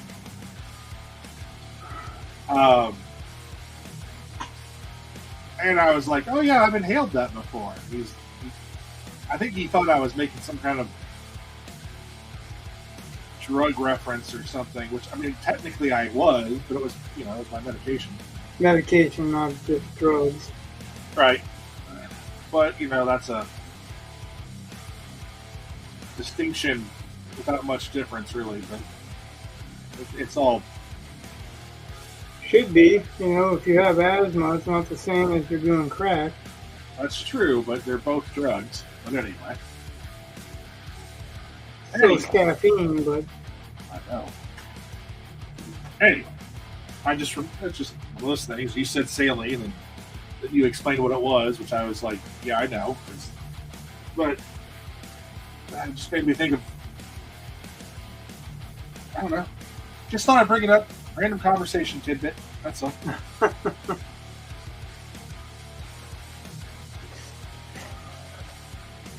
I think that particular 8th grade teacher put up with a lot of my crap. So.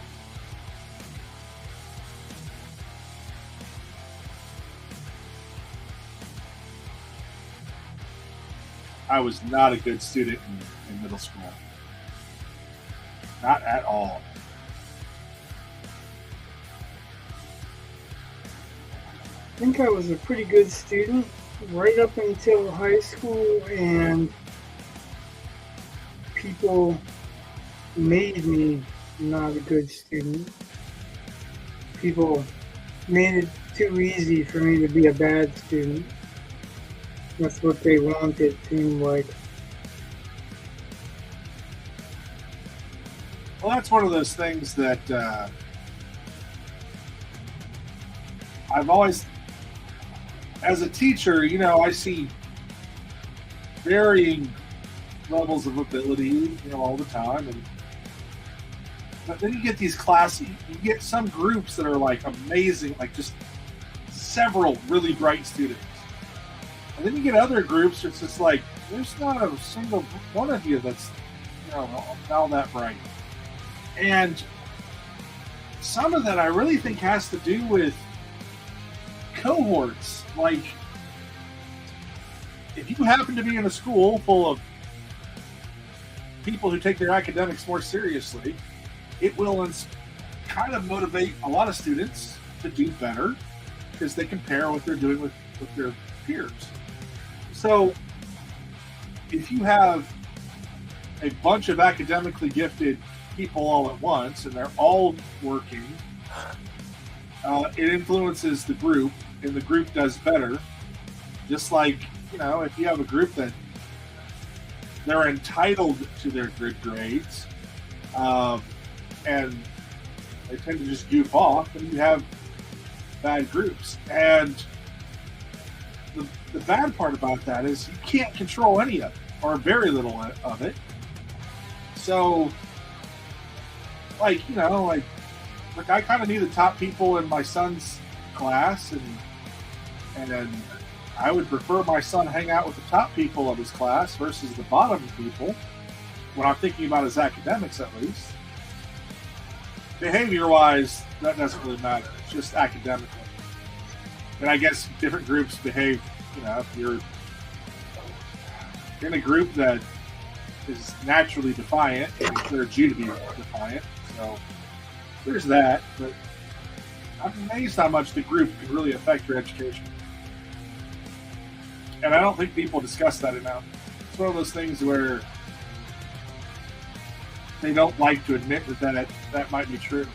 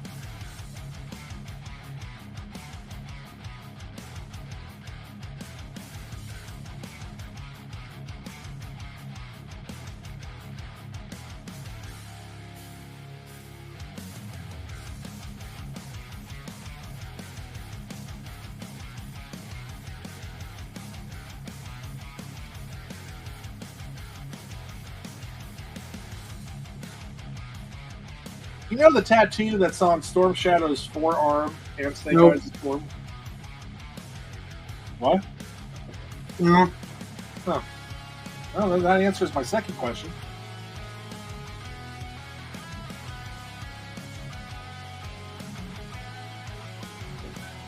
I wondered if you had ever tattooed that. Right now, I couldn't tell you what it was, so I couldn't tell you.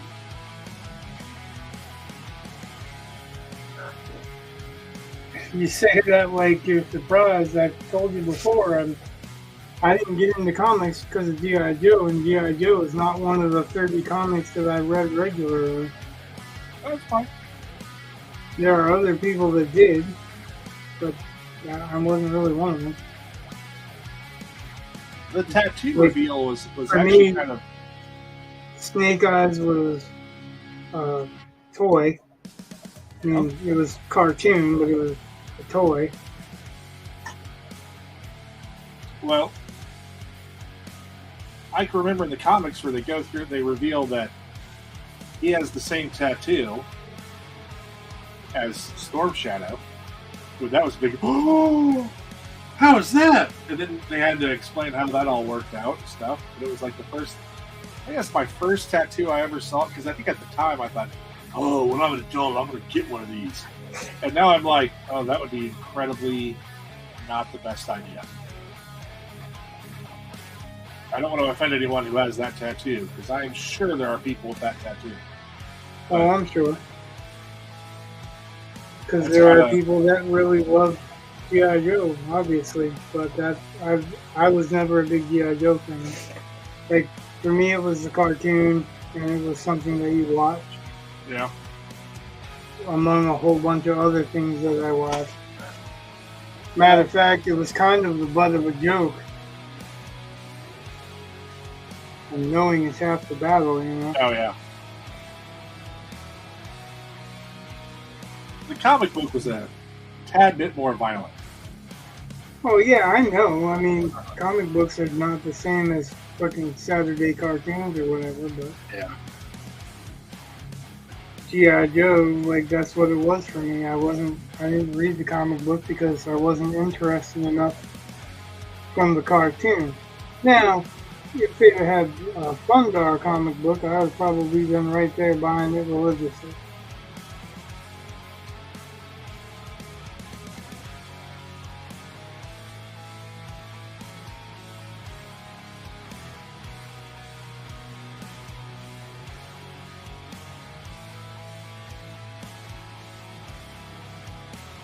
And Larry Hama wrote a lot of the G.I. Joes, so that's not saying anything here nor there. It's just that I know who the writer was. And actually, Larry's a writer artist, so I guess that mostly depends on how much time you got in your schedule.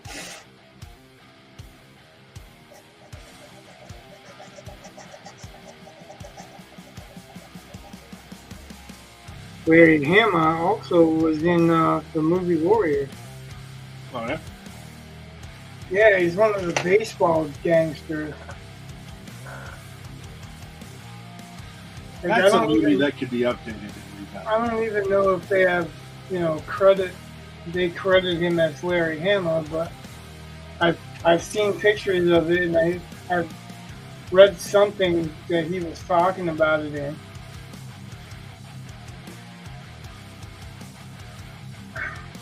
Yeah, that's a movie I think you could remake.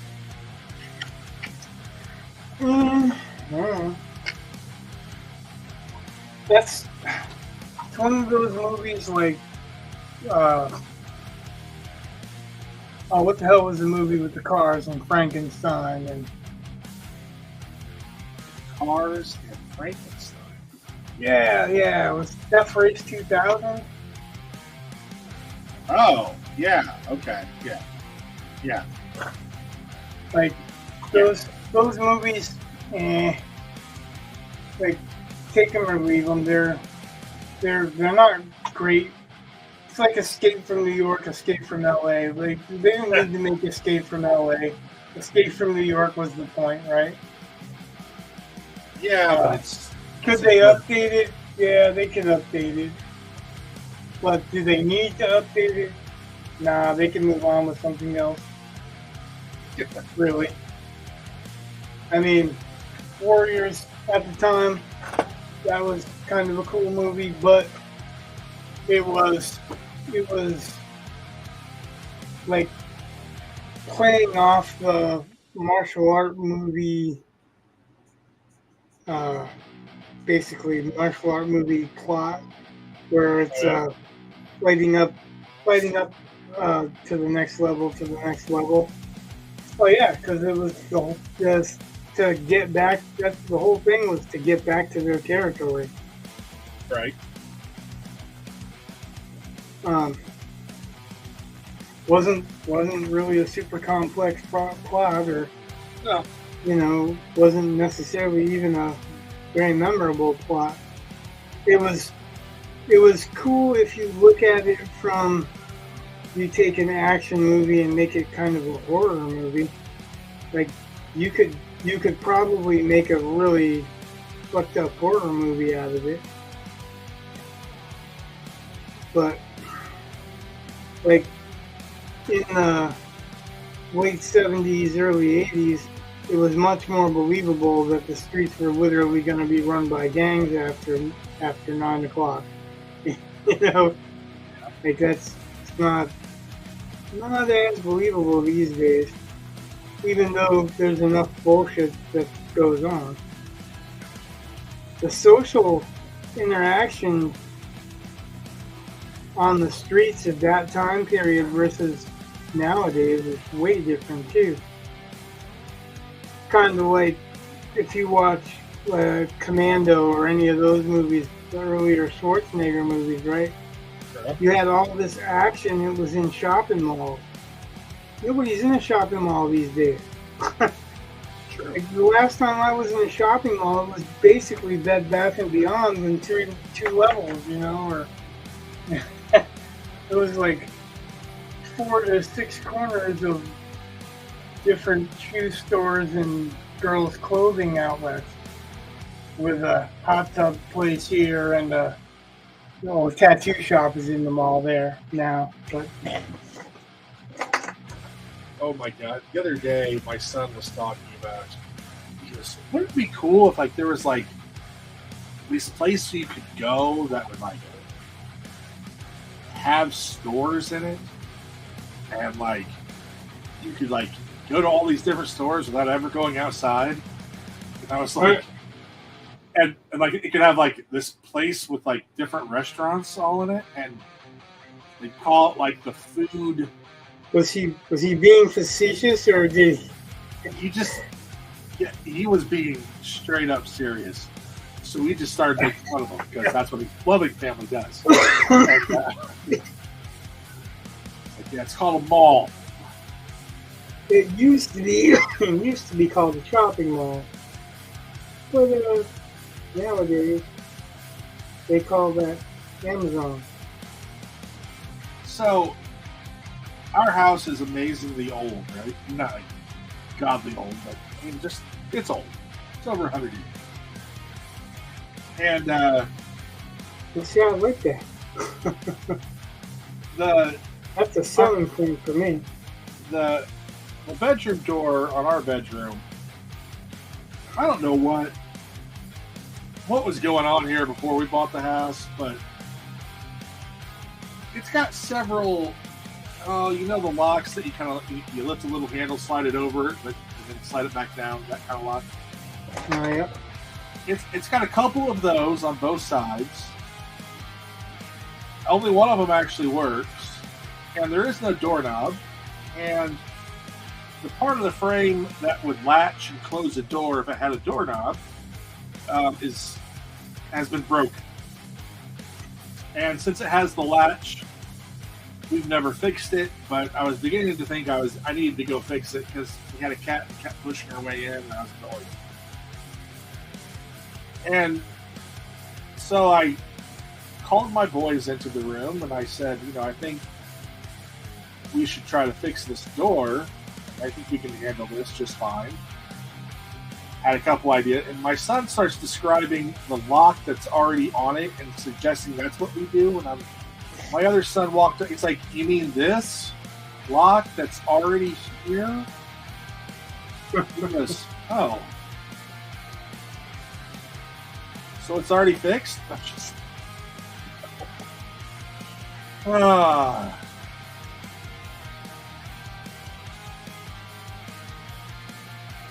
Sometimes they just process things differently. Sometimes they process things. Yeah, sometimes they don't process. See, I was saying that without saying that. Oh, I was just saying it because might as well. Yeah, I was just like, sometimes they process things. So I guess that's page 3 done. I guess there's, I could do some background stuff, but So now I got to worry about the rest of the pages. well, I've got an idea for what I want to do for the first page after this. Oh, well, you should probably shoot me that idea. We already discussed it, kinda. I'm just like, it's just being a splash page of our main character, At the crime scene? Yeah. Okay. And That's what I was going to go with. what I probably would like is that he's not alone. Right. Yeah. I have some. I'll need to either invent the characters, as far as creating the character designs ahead of time, or just do it on that page. I'd much rather have an idea going in. Okay. But yeah, that's what I was thinking, is like even that's what I was gonna say. After this page is done, which is it's done. It's a matter of, I can go back and finish off some of the other stuff. I really want to redo at least one panel, that panel where she's blowing shit in her face. Okay. But I think I might want to do that as a single panel as opposed to the two panels that I've got. Well, that's what this whole layout process is for. It is, yeah, and figuring out how this reads, and whether he reads well with the shadows behind him and that kind of thing.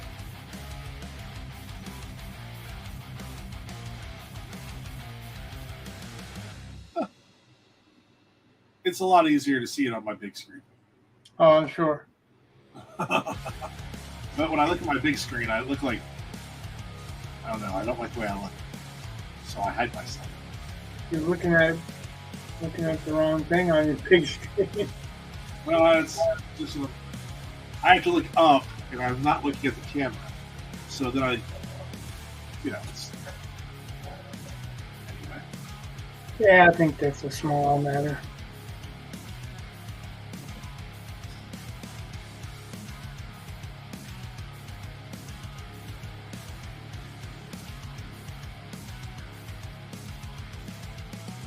I like this page a lot better than the first two, so I think I'm getting warmed up in it, But I'm also getting a little bit more excited to actually start something instead of doing the layouts or just getting that stuff done.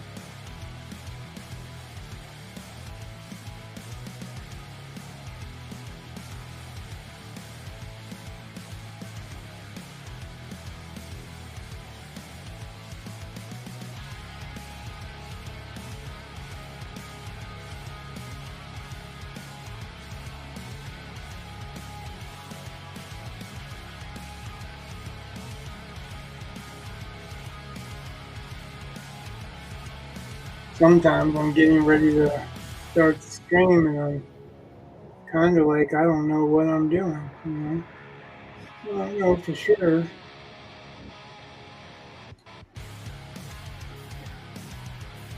Whether I'm going to be happy with what I'm putting out there, but hard sometimes to remember that this stuff is prelim stuff. It's not finished product. It's, this is what I'm going to do. This is the idea.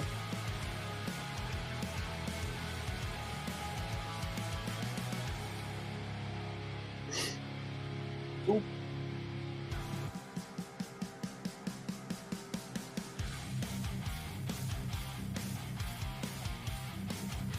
All right.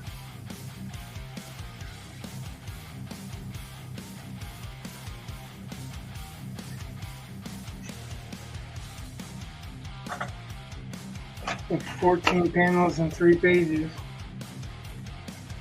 No, not Facebook. What's that? I had mentioned Facebook, scrolling through, found it in a picture. Yeah. That's what he was talking about. Oh.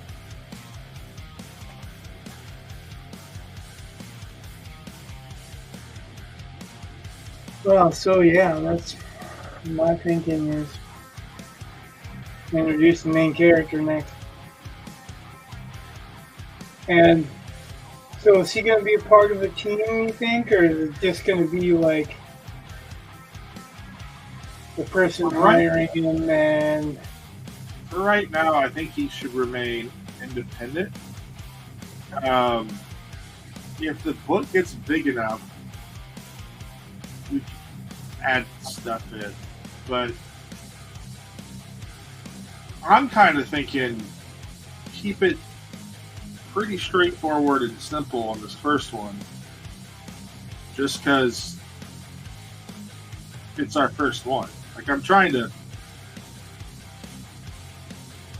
trying to keep it as simple as I can. Well, yeah, that's not quite what I was thinking. Like I'm talking about, he's getting the job. There are other people that are going to be in the scene with him. Oh yeah. So this is what I'm thinking is that somebody either sets him up with the job or whatever. So that's Yeah.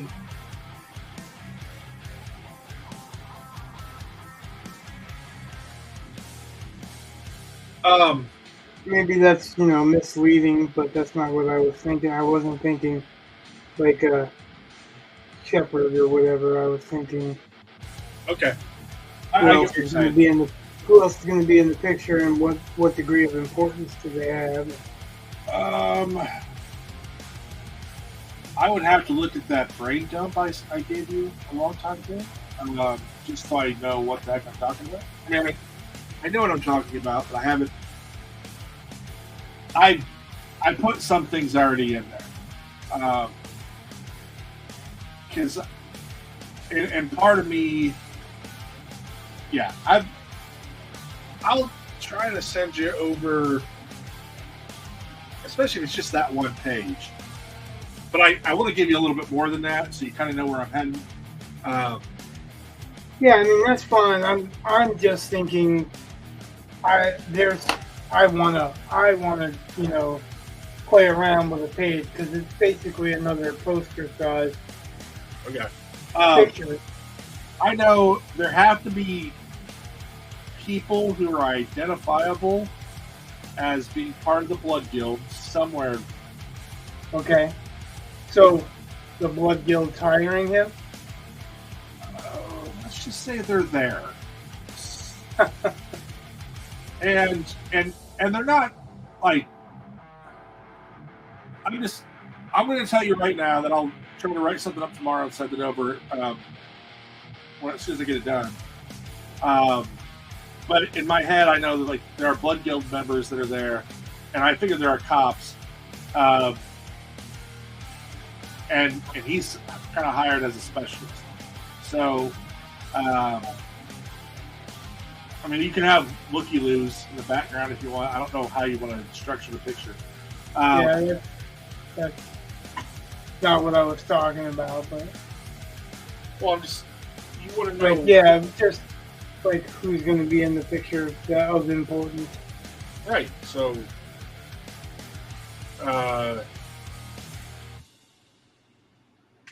yeah, but let me try to write something up. And again, it's not, we're not carving this out of stone.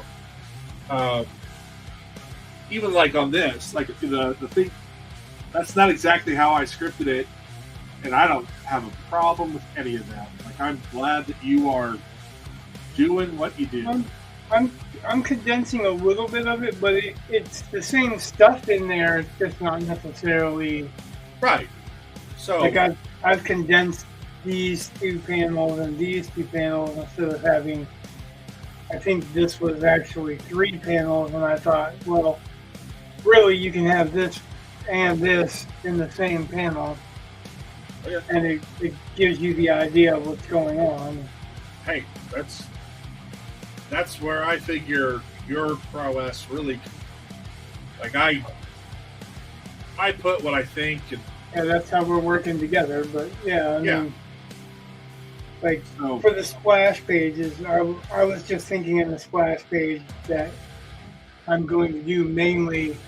It's mainly going to be taken up by Mastiff, but I was wondering who else is going to be in that panel because he's not there of his own volition. He just all of a sudden just shows up and starts.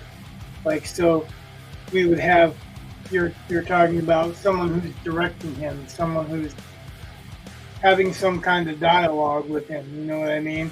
yeah.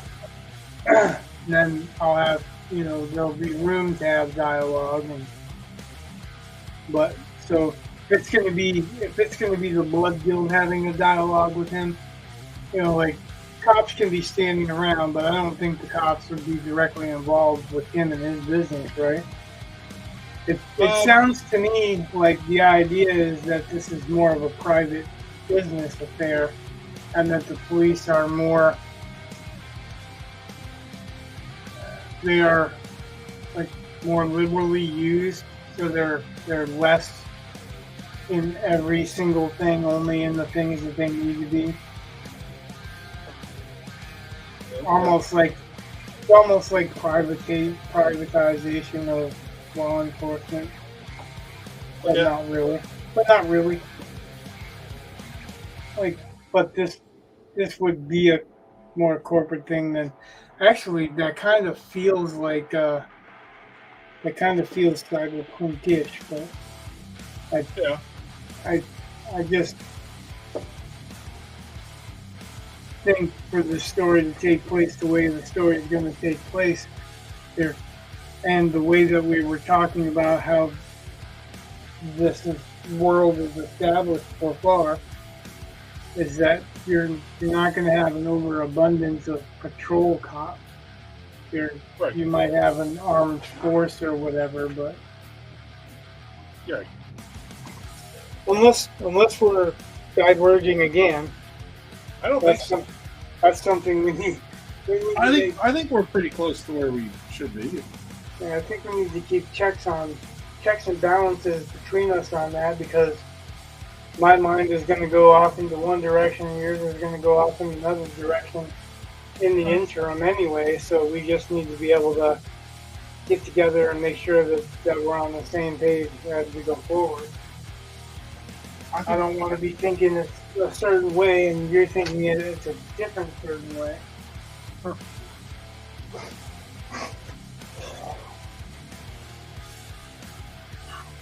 So, it's 11, or pretty darn close. Yeah, I'll be right there. I'll kind of take care of something. Oh, you hate it when I do. So I gotta be back on screen. What's that? Well, I had blown up your picture because we were talking about it and whatnot. Oh no, I stepped off camera for a second because I had to spit. So. Well, right. So then I was like, oh, I should put my face back on. That's all. And I guess it'd be fair to put my ugly mug up there too, right? So we'll go like this. That picture's already been set, and if they've been watching, they know it. Yeah. Let me switch cameras here. And boom, you're not alone. Anyway. So yeah, but it's time to end this thing, right? Yeah. Thanks for watching, those who watched. We actually did pick up a new follower on Twitch. Awesome. Last time. So thanks for following, thanks for liking, thanks for subscribing, thanks for all that you do, being you. Making this possible. Thanks, Oversteer, for making it seem like we are not the only people in this crazy blog sphere. And Mark. Mark made an appearance, so thanks, Mark.